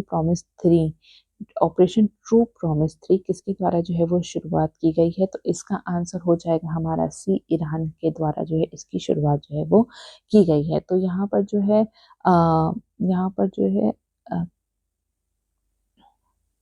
हाँ, ठीक है, तो यहाँ पर जो है इज़राइल द्वारा जो है यहाँ पे ऑपरेशन राइजिंग लायन जो है वो चलाया गया था, जिसके रिटेलिएशन में ईरान ने जो है ऑपरेशन ट्रू प्रॉमिस 3 जो है उसको जो है यहाँ पे चलाया था। 119 क्वेश्चन को देखेंगे। नीचे दिए गए कथनों पर विचार कीजिए और हमें देखना है कि कौन कौन से कथन जो है यहाँ पे सत्य दिए गए हैं। तो फर्स्ट स्टेटमेंट जो है यहाँ पर दिया गया है कि Himalayan outpost for planetary exploration hope भारतीय अंतरिक्ष अनुसंधान संगठन द्वारा की गई एक परियोजना है। ये बिल्कुल सही है। तो होप जो है ये इसरो द्वारा ही जो है वो शुरू किया गया है। सेकेंड स्टेटमेंट है ये लद्दाख में शुरू किया गया 20 दिवसीय एकांत प्रयोग है। ठीक है, तो ये यहाँ पर जो है गलत दिया गया है, क्योंकि 20 दिवसीय नहीं, ये 10 डे का जो है एकांत प्रयोग है। ये प्रयोग अंतरिक्ष यात्रियों को गगनयान के लिए अंतरिक्ष की परिस्थितियों का अभ्यास कराने में मदद करने के लिए जो है शुरू किया गया है। ये बिल्कुल यहाँ पर सही दिया गया है। तो आंसर हो जाएगा हमारा सी। केवल फर्स्ट और थर्ड स्टेटमेंट जो यहाँ पे सही दिया गया है। 128 क्वेश्चन को देखेंगे। हाल ही में कौन सी कंपनी $4 ट्रिलियन के बाजार मूल्यांकन तक पहुंचने वाली पहली कंपनी बन गई है? तो इसका आंसर है डी, एनवीडिया। 121 क्वेश्चन को देखेंगे। किस देश ने अशोक स्तंभ की प्रतिकृति जो है स्थापित की है? तो इसका आंसर है ए, श्रीलंका। 122nd क्वेश्चन की बात करेंगे। निम्नलिखित कथनों पर विचार कीजिए और हमें देखना है कि कौन कौन से कथन जो है यहाँ पर सही दिए गए हैं। तो सबसे पहला स्टेटमेंट इसमें दिया गया है कि पुडुचेरी भारत के क्षय रोग उन्मूलन कार्यक्रम में अग्रणी बनकर जो है वो उभरा है। ठीक है, तो ये बिल्कुल यहाँ पर जो है इस स्टेटमेंट जो है यहाँ पे सही दिया गया है। सेकंड स्टेटमेंट है भारत का लक्ष्य 2030 तक क्षय रोग का उन्मूलन करना है। ठीक है, तो ये यहाँ पर जो है स्टेटमेंट गलत दिया गया है, क्योंकि भारत ने टारगेट रखा है कि ट्यूबरकुलोसिस को एलिमिनेट करेंगे 2025 तक, जो कि 5 साल पहले है, और जो कि WHO के टारगेट से WHO ने टीबी को एंड करने का लक्ष्य जो है वो 2030 रखा है। ठीक है, तो ये यहाँ पे जो है ये स्टेटमेंट गलत है। पुडुचेरी ने जो है यहाँ पर जो है काफी ज्यादा जो है जो अच्छा प्रदर्शन किया है टीबी को एलिमिनेट करने में, और यहाँ पर जो है एक जो है फैमिली एडॉप्शन प्रोग्राम भी चलाया गया है, जिसमें कि जो मेडिकल स्टूडेंट्स जो है वो पूरी पूरी फैमिली को अडॉप्ट करते हैं, और उसके बाद जो है उस पूरी फैमिली मेंबर्स जो है उनका जो है टीबी के लिए जो है उसकी जांच करते हैं, जिसके कारण जो है पुडुचेरी में जो है क्षय रोग उन्मूलन कार्यक्रम में जो है यहाँ पे बहुत ही ज्यादा अच्छा जो है सराहनीय जो है कार्य हुआ है। तो हमारा आंसर हो जाएगा ए। केवल फर्स्ट स्टेटमेंट जो है यहाँ पर सही दिया गया है। इसके बाद हम नेक्स्ट क्वेश्चन देखेंगे, जो कि है 123rd क्वेश्चन। ठीक है, तो 123rd क्वेश्चन की अगर हम बात करें तो ओके सॉरी, तो 23rd क्वेश्चन की बात करें तो वो पूछ रहा है कि लड़कियों के लिए भारत की पहली फीफा टैलेंट अकादमी हाल ही में जो है कहाँ शुरू की गई है? तो इसका आंसर है ए, हैदराबाद में। 124th क्वेश्चन की बात करेंगे। हाल ही में समाचार रिपोर्टों में देखा गया उपग्रह S2025U1 किस ग्रह का उपग्रह है? तो यहाँ पर इसका आंसर हो जाएगा डी, यूरेनस का। ठीक है, यूरेनस का ये जो है इसको एक उपग्रह माना गया है। तो यहाँ पे जो जेम्स वेब स्पेस टेलीस्कोप जो है उसने हाल ही में एक नया मून को जो है डिस्कवर किया है, जो कि ये यूरेनस का है। इसके बाद 125th क्वेश्चन को देखें तो भारतीय रेलवे ने अपनी प्रतिष्ठित मालगाड़ी रुद्रस का सफल परीक्षण किया। नीचे दिए गए कथनों पर जो है विचार करना है। रुद्रस एशिया की सबसे बड़ी मालगाड़ी है, जो लगभग 4.5 किलोमीटर लंबी है, और इसमें 354 वैगन और 9 इंजन है। ठीक है, तो यहाँ पे जो है ये स्टेटमेंट जो है गलत दी गई है। ये सही है, ये भी सही है, लेकिन इसमें केवल 7 इंजन है। इसके बाद सेकेंड स्टेटमेंट की अगर हम बात करें तो परीक्षण चंदौली और पटना के बीच जो है वो किया गया है। तो ये भी स्टेटमेंट जो है यहाँ पे गलत दिया गया है, क्योंकि यहाँ पे जो है चंदौली से लेके ये जो है झारखंड तक जो है ये चला है। तो इसलिए जो है यहाँ पे दोनों ही स्टेटमेंट गलत है, तो आंसर क्या हो जाएगा यहाँ पर इसका डी। तो रुद्रास जो है एशिया की लार्जेस्ट सबसे जो है लार्जेस्ट फ्रेट ट्रेन है, जो कि 4.5 किलोमीटर लंबी है, जिसमें कि 354 वैगन है, 7 इंजन है। और इसका अभी हाल ही में जो है यहाँ पे ट्रायल कंडक्ट किया गया था, जो कि था गंज ख्वाजा रेलवे स्टेशन, चंदौली, उत्तर प्रदेश से जो है यहाँ पे गढ़वा झारखंड तक जो है इसको चलाया गया था। इसके बाद 126 क्वेश्चन को देखेंगे तो हाल ही में रामसर COP15 सम्मेलन जो है वो कहाँ जो है आयोजित किया गया था, तो इसका आंसर हो जाएगा डी, जिम्बाब्वे में। इसके बाद जो है 127 क्वेश्चन को देखें अगर हम, तो वो पूछ रहा है कि जलवायु परिवर्तन के कारण नियोजित प्रवास शुरू करने वाला विश्व का पहला देश कौन सा है। इसका आंसर है बी, तुवालू। नेक्स्ट क्वेश्चन देखेंगे 128 क्वेश्चन। क्षेत्रीय ग्रामीण बैंकों के संदर्भ में निम्नलिखित कथनों पर जो हमें विचार करना है। With reference to regional rural banks consider the following statements, और हमें देखना है कि कौन कौन से कथन जो है यहाँ पर सही दिए गए हैं। तो सबसे पहला स्टेटमेंट यहाँ पे दिया है कि ऋण पर नरसिम्हन समिति की सिफारिशों पर 1975 में क्षेत्रीय ग्रामीण बैंकों की जो है स्थापना की गई थी। ठीक है, तो ये यहाँ पर जो है ये बिल्कुल इस स्टेटमेंट जो है ये सही दिया गया है। सेकंड स्टेटमेंट क्या दिया गया है कि एक राज्य एक क्षेत्र ग्रामीण बैंक नीति के तहत क्षेत्रीय ग्रामीण बैंकों की संख्या जो है हाल ही में 43 से घटाकर 28 कर दी गई है। ये भी बिल्कुल सही है। क्षेत्रीय ग्रामीण बैंकों का समेकन 2005 में जो है शुरू हुआ था। इसका जो है कंसोलिडेशन जो है रीजनल रूरल बैंक्स का जो है ये 2005 में जो है इसकी शुरुआत हुई थी। ये भी बिल्कुल सही है। और ये जो है ये व्यास कमेटी के रिकमेंडेशन पे जो है इसको कंसोलिडेट जो है रीजनल रूरल बैंक्स को जो है वो किया जा रहा है। तो इसमें यहाँ पे तीनों ही स्टेटमेंट जो है यहाँ पे सही दी गई हैं, तो हमारा आंसर यहाँ पर हो जाएगा डी। ठीक है, तो यहाँ पर अगर हम कुछ और इसके इंफॉर्मेशन की देखें तो जो भारत का जो पहला रीजनल रूरल बैंक था वो कौन सा था, वो था प्रथमा बैंक। ठीक है, प्रथमा बैंक, जो इसका की हेडक्वार्टर जो है वो मुरादाबाद उत्तर प्रदेश में ही जो है वो स्थित है। ठीक है, और अभी हाल ही में जो है उत्तर प्रदेश के जो एग्जिस्टिंग आरआरबीज जो है उनको जो है कंसोलिडेट किया गया है। तो इसमें जो है बड़ौदा यूपी बैंक प्लस आर्य वर्त बैंक प्लस प्रथमा यूपी ग्रामीण बैंक, इन तीनों को ही जो है यहाँ पे कंसोलिडेट करके, इन तीनों को ही जो मर्ज करके जो है एक ग्रामीण बैंक जो है वो बना दिया गया था। और इन तीनों का जो मर्ज किया गया है, अब इसका हेडक्वार्टर कहाँ होगा, वो लखनऊ में ही होगा। 129 क्वेश्चन की बात करेंगे। निम्नलिखित में से किसे गांधी एवं समझौते में शामिल जो है वो किया गया था। ठीक है, तो यहाँ पर अगर हम बात करें तो सबसे पहले नमक कर की समाप्ति। ठीक है, तो यहाँ पर जो है नमक कर की समाप्ति नहीं की गई थी। यहाँ पे गांधी एवं बैंक में जो है नमक को बनाने की जो है यहाँ पे जो है परमिशन दी गई थी, लेकिन नमक कर की जो है समाप्ति नहीं की गई थी। नेक्स्ट अगर हम देखें तो भारतीय राष्ट्रीय कांग्रेस को औपचारिक मान्यता, formal recognition of the Indian national Congress, तो ये भी यहाँ पर गलत दिया गया है। हिंसा के दोषी ना पाए गए राजनीतिक कैदियों की जो है तत्काल रिहाई जो है इसके द्वारा की गई थी। शांतिपूर्ण धरना देने का जो अधिकार भी जो है वो दिया गया था।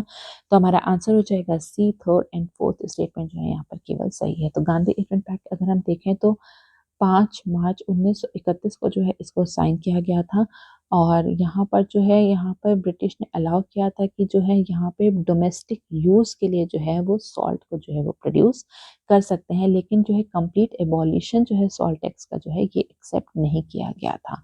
इसके बाद अगर हम देखें तो है 130th क्वेश्चन की अगर हम बात करें, तो यहाँ पे निम्नलिखित गैसों पर हमें विचार करना है और हमें देखना है कि वायु गुणवत्ता सूचकांक की गणना के में उपरोक्त में से किन किन वायुमंडलीय गैसों को जो है ध्यान में रखा जाता है। ठीक है, तो जब हम एयर क्वालिटी इंडेक्स जब हम बनाते हैं तो उसमें जो है कौन कौन सी गैसेस को जो है यहाँ पे कंसिडर किया जाता है, उसे हमें यहाँ पर चुनना है।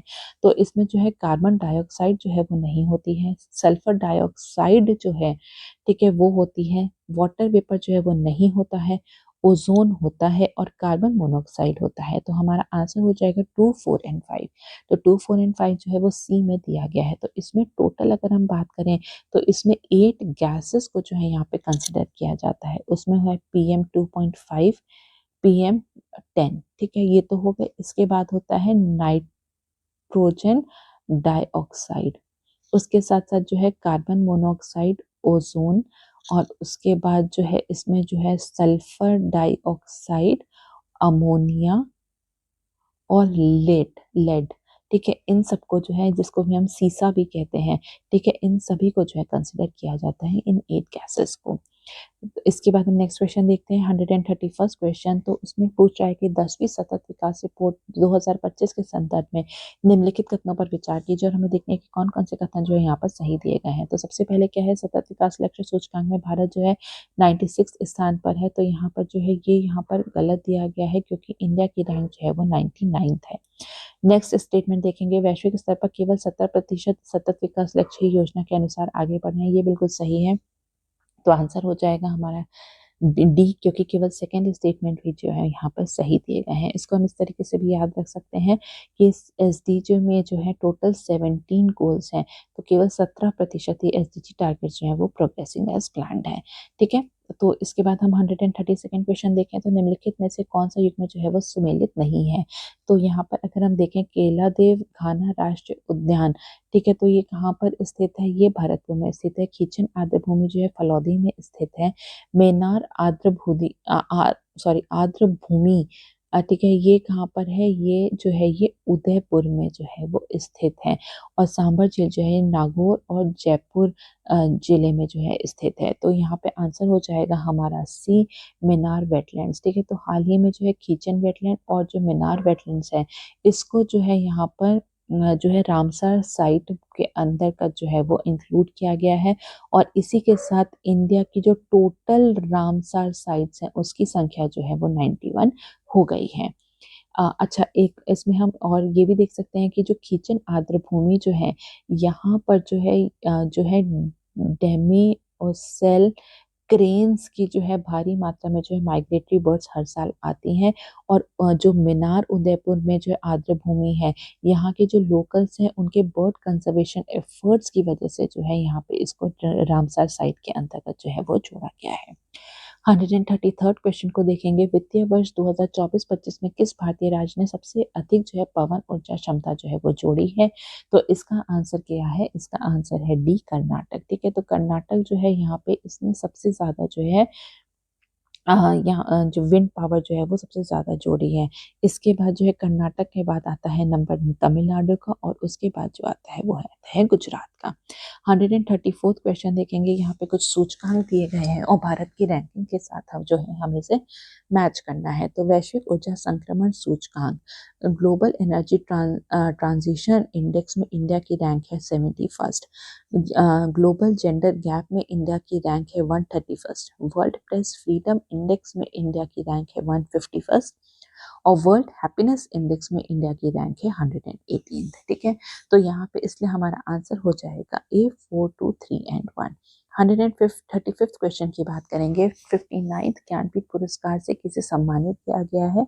तो इसका आंसर होगा बी, ठीक है, विनोद कुमार शुक्ल। इनको जो है 59 ज्ञानपीठ अवार्ड जो है 2024 जो है दिया गया है।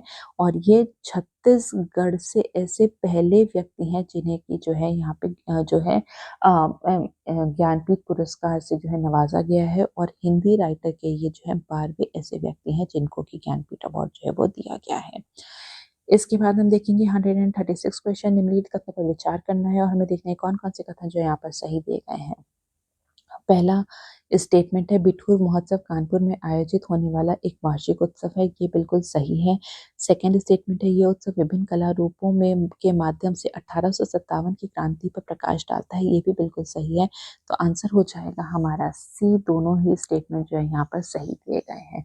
तो बिठूर महोत्सव जो है ये हर साल जो है कानपुर के पास जो बिठूर जगह है वहां पर जो है मनाया जाता है। और बिठूर जगह जो है ये हिस्टोरिकल और माइथोलॉजिकल दोनों ही सिग्निफिकेंस जो है वो रखता है। ठीक है, तो यहाँ पर ऐसा माना जाता है कि जो है जब लॉर्ड विष्णु द्वारा जो यूनिवर्स को रिस्टोर किया गया था, तो लॉर्ड ब्रह्मा जो है वो इसी स्थान पर रहे थे। और इसी के साथ साथ जो है यहाँ पे 1857 की जो लड़ाई हुई थी, उसके पूरे जो यहाँ पे कानपुर का जो रोल था उसको बहुत ही ज्यादा जो है यहाँ पे दिखाया जाता है अलग अलग कला से। ठीक है, जैसे कि थिएटर है, म्यूजिक, ड्रामा, कल्चरल परफॉर्मेंस के द्वारा। ठीक है, तो यहाँ पर सी, दोनों ही जो स्टेटमेंट्स दिए गए हैं वो सही दिए गए हैं।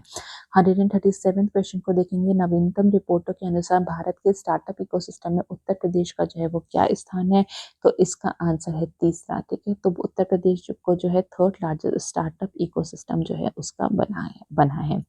इसके बाद 138 क्वेश्चन को देखेंगे तो मैच द फॉलोइंग है। तो यहाँ पे कुछ लोकल फेस्टिवल्स हैं, वो कौन से राज्य में मनाए जाते हैं उससे हमें मैच करना है। तो हेरात उत्सव जो है ये जम्मू एंड कश्मीर में मनाया जाता है। झुमोर बिनंदिनी जो है ये असम में मनाया जाता है। गया फेस्टिवल जो है ये हिमाचल प्रदेश में सेलिब्रेट किया जाता है। बोनालू उत्सव जो है वो तेलंगाना में जो है सेलिब्रेट किया जाता है। तो इसलिए हमारा आंसर हो जाएगा 2, 1, 3 एंड 4। इसके बाद हम 139 क्वेश्चन देखेंगे और इसमें कहा गया है कि गया अंतरिक्ष मिशन के संदर्भ में निम्नलिखित कथनों पर विचार कीजिए और इसमें से हमें देखना है कौन कौन से कथन जो है यहाँ पर सही दिए गए हैं। तो इसे नासा द्वारा 2013 में जो है वो लॉन्च किया गया था। ठीक है, तो ये यहाँ पर जो है यहाँ पे ये जो है ये गलत दिया गया है। सेकंड है, इसे आकाश गंगा का 3D मानचित्र बनाने के लिए लॉन्च किया गया था। ये बिल्कुल सही है, तो हमारा आंसर हो जाएगा बी। केवल सेकंड स्टेटमेंट भी जो है यहाँ पर सही दिया गया है। 148 क्वेश्चन को देखेंगे। भारत सरकार ने हाल ही में उपभोक्ता मूल्य सूचकांक सीपीआई की गणना के लिए आधार वर्ष को संशोधित करके निम्नलिखित में से कौन सा करने का जो है प्रस्ताव रखा गया है? तो इसका आंसर हो जाएगा डी, 2023 और 2024। ठीक है, तो सीबीआई का हाल ही में जो है बेस ईयर जो है उसको रिवाइज करने के लिए जो है प्रस्ताव रखा गया है और ये 2023-24 इसे करने का जो है यहाँ पे जो है अभी प्रस्ताव है। इसे लागू जो है वर्ष 2026 से किया जाएगा। ठीक है, इसके बाद हम नेक्स्ट देखेंगे 141st क्वेश्चन। भारत सरकार द्वारा हाल ही में घोषित भगवान बिरसा मुंडा पुरस्कार निम्नलिखित में से किससे संबंधित है? तो ये जो है सिकल सेल एनीमिया के लिए नई दवा विकसित करने के लिए जो है यहाँ पे भारत सरकार ने जो है बिरसा मुंडा पुरस्कार जो है उसकी घोषणा की है, क्योंकि ये जो सिकल सेल एनीमिया जो है ये ट्राइबल पॉपुलेशन में बहुत ही ज्यादा प्रेवलेंट है। इसकी वजह से जो है यहाँ पर जो है सरकार द्वारा जो है भगवान बिरसा मुंडा पुरस्कार जो है इस क्षेत्र में के लिए जो है यहाँ पर जो है उसकी घोषणा की गई है। इसके बाद हम नेक्स्ट देखेंगे 142nd क्वेश्चन। निम्नलिखित में से कौन सा युग्म जो है वो सही सुमेलित है? तो यहाँ पे पशु पक्षी हैं और उनकी IUCN की जो है स्थिति है उससे जो है हमें यहाँ पे इसको मैच करना है। तो सबसे पहले अगर हम बात करें एशियाई टाइगर की, ठीक है, सॉरी एशियाई शेर की, ठीक है, तो एशियाटिक लायन जो है इसको हाल ही में जो है हाल ही में जो है इसको जो है वल्नरेबल की कैटेगरी में जो है यहाँ पे रखा गया है।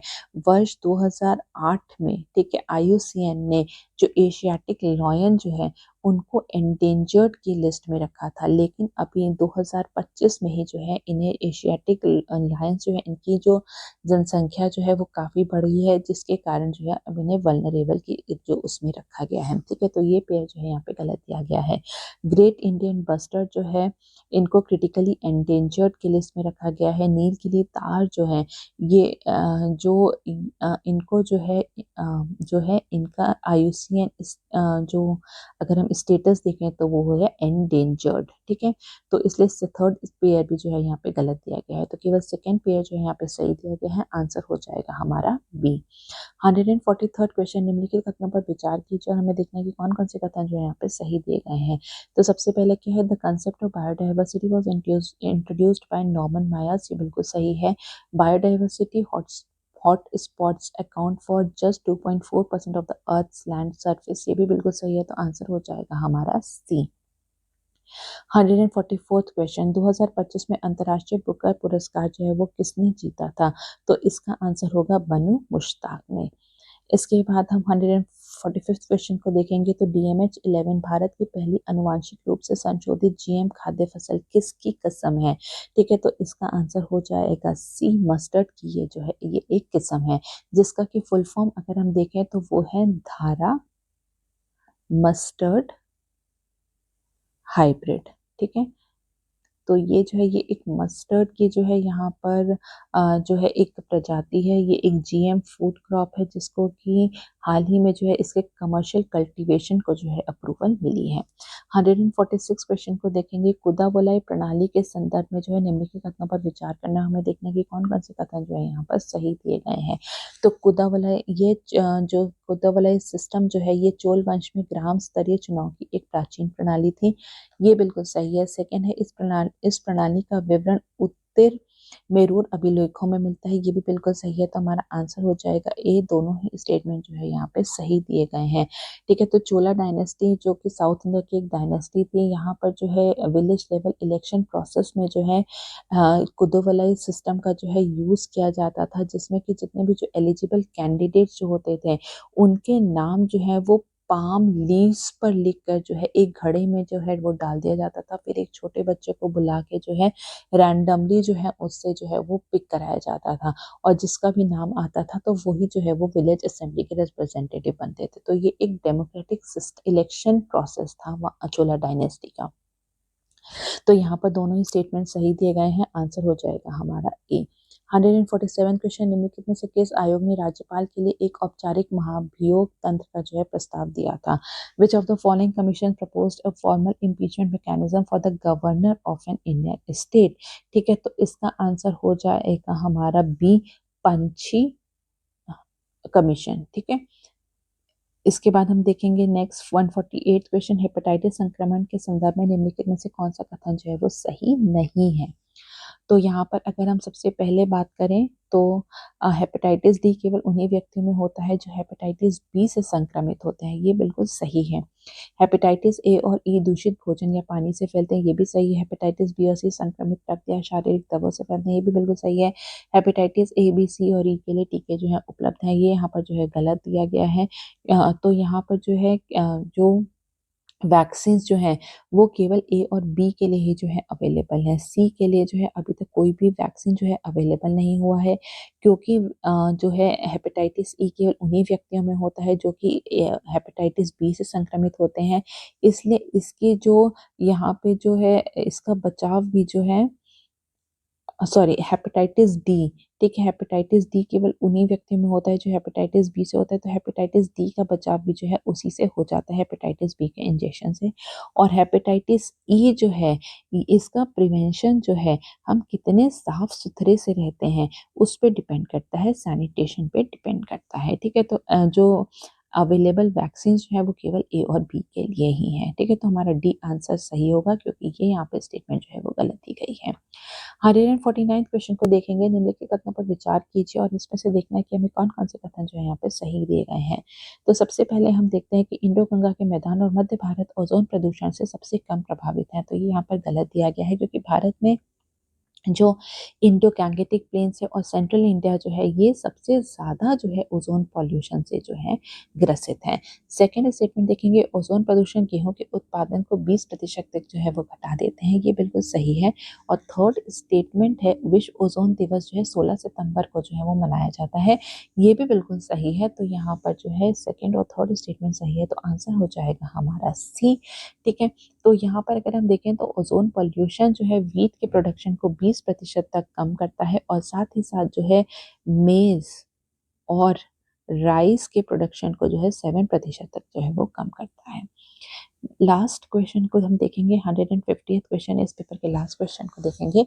निम्नलिखित कथनों पर विचार कीजिए, हमें देखेंगे कौन कौन से कथन जो है यहाँ पर सही दिए गए हैं। तो सबसे पहला जो है यहाँ पर अगर हम कथन की बात करें तो उसमें दिया गया है कि दुधवा टाइगर रिजर्व जो बाघों की आबादी के लिए प्रसिद्ध है, हाल ही में तितलियों की बढ़ती प्रजातियों के लिए भी चर्चा में रहा है, ये बिल्कुल सही है। ठीक है, सेकेंड स्टेटमेंट देखें तो नेपाल से आने वाली प्रवासी तितलियां इस क्षेत्र की बढ़ती विविधता में योगदान करती हैं। ठीक है, तो ये यहाँ पर जो है वो गलत दिया गया है, तो यहाँ पर केवल फर्स्ट स्टेटमेंट जो है सही है, तो आंसर हो जाएगा हमारा ए। ठीक है, तो यहाँ पर जो है अभी हाल ही में देखा है कि दुधवा टाइगर रिजर्व में जो बटरफ्लाई स्पीशीज जो है वो बहुत ही ज्यादा जो है वो बढ़ गई हैं, और ये जो है यहाँ पर जो है अब करीब जो है जो दुधवा टाइगर रिजर्व में करीब यहाँ पे 180 वेराइटीज या फिर इस बटरफ्लाई की स्पीशीज जो है वो पाई जाती हैं। ठीक है, तो यहाँ पे बटरफ्लाईज जो है ये बायो इंडिकेटर्स हैं, क्योंकि ये सब जो है ना ये क्लाइमेट चेंज के प्रति बहुत ही ज़्यादा जो है वो सेंसिटिव होती हैं, और वो केवल जो है वो एक बहुत ही बेहतरीन जो इकोलॉजिकल रीजन होते हैं केवल वहीं पर जो है वो सर्वाइव की कर सकती हैं। तो यहाँ पर इसलिए हम कह सकते हैं कि दुधवा टाइगर रिजर्व जो है ये एक इकोलॉजिकल साउंड रीजन जो है वो बन गया है। और यहाँ पर जो है अगर हम देखें तो ये जो यहाँ पे जो तितलियाँ जो आई हैं ये उत्तराखंड से जो है यहाँ पे माइग्रेट कर करके आई हैं। और यहाँ पर जो अगर हम दुधवा नेशनल पार्क की अगर हम बात करें तो इसको नेशनल पार्क का जो स्टेटस जो है वो 1977 में दिया गया था और इसको जो है टाइगर रिजर्व का स्टेटस जो है वो 1987 में जो है वो दिया गया था। ठीक है, so that is all in this video in this paper.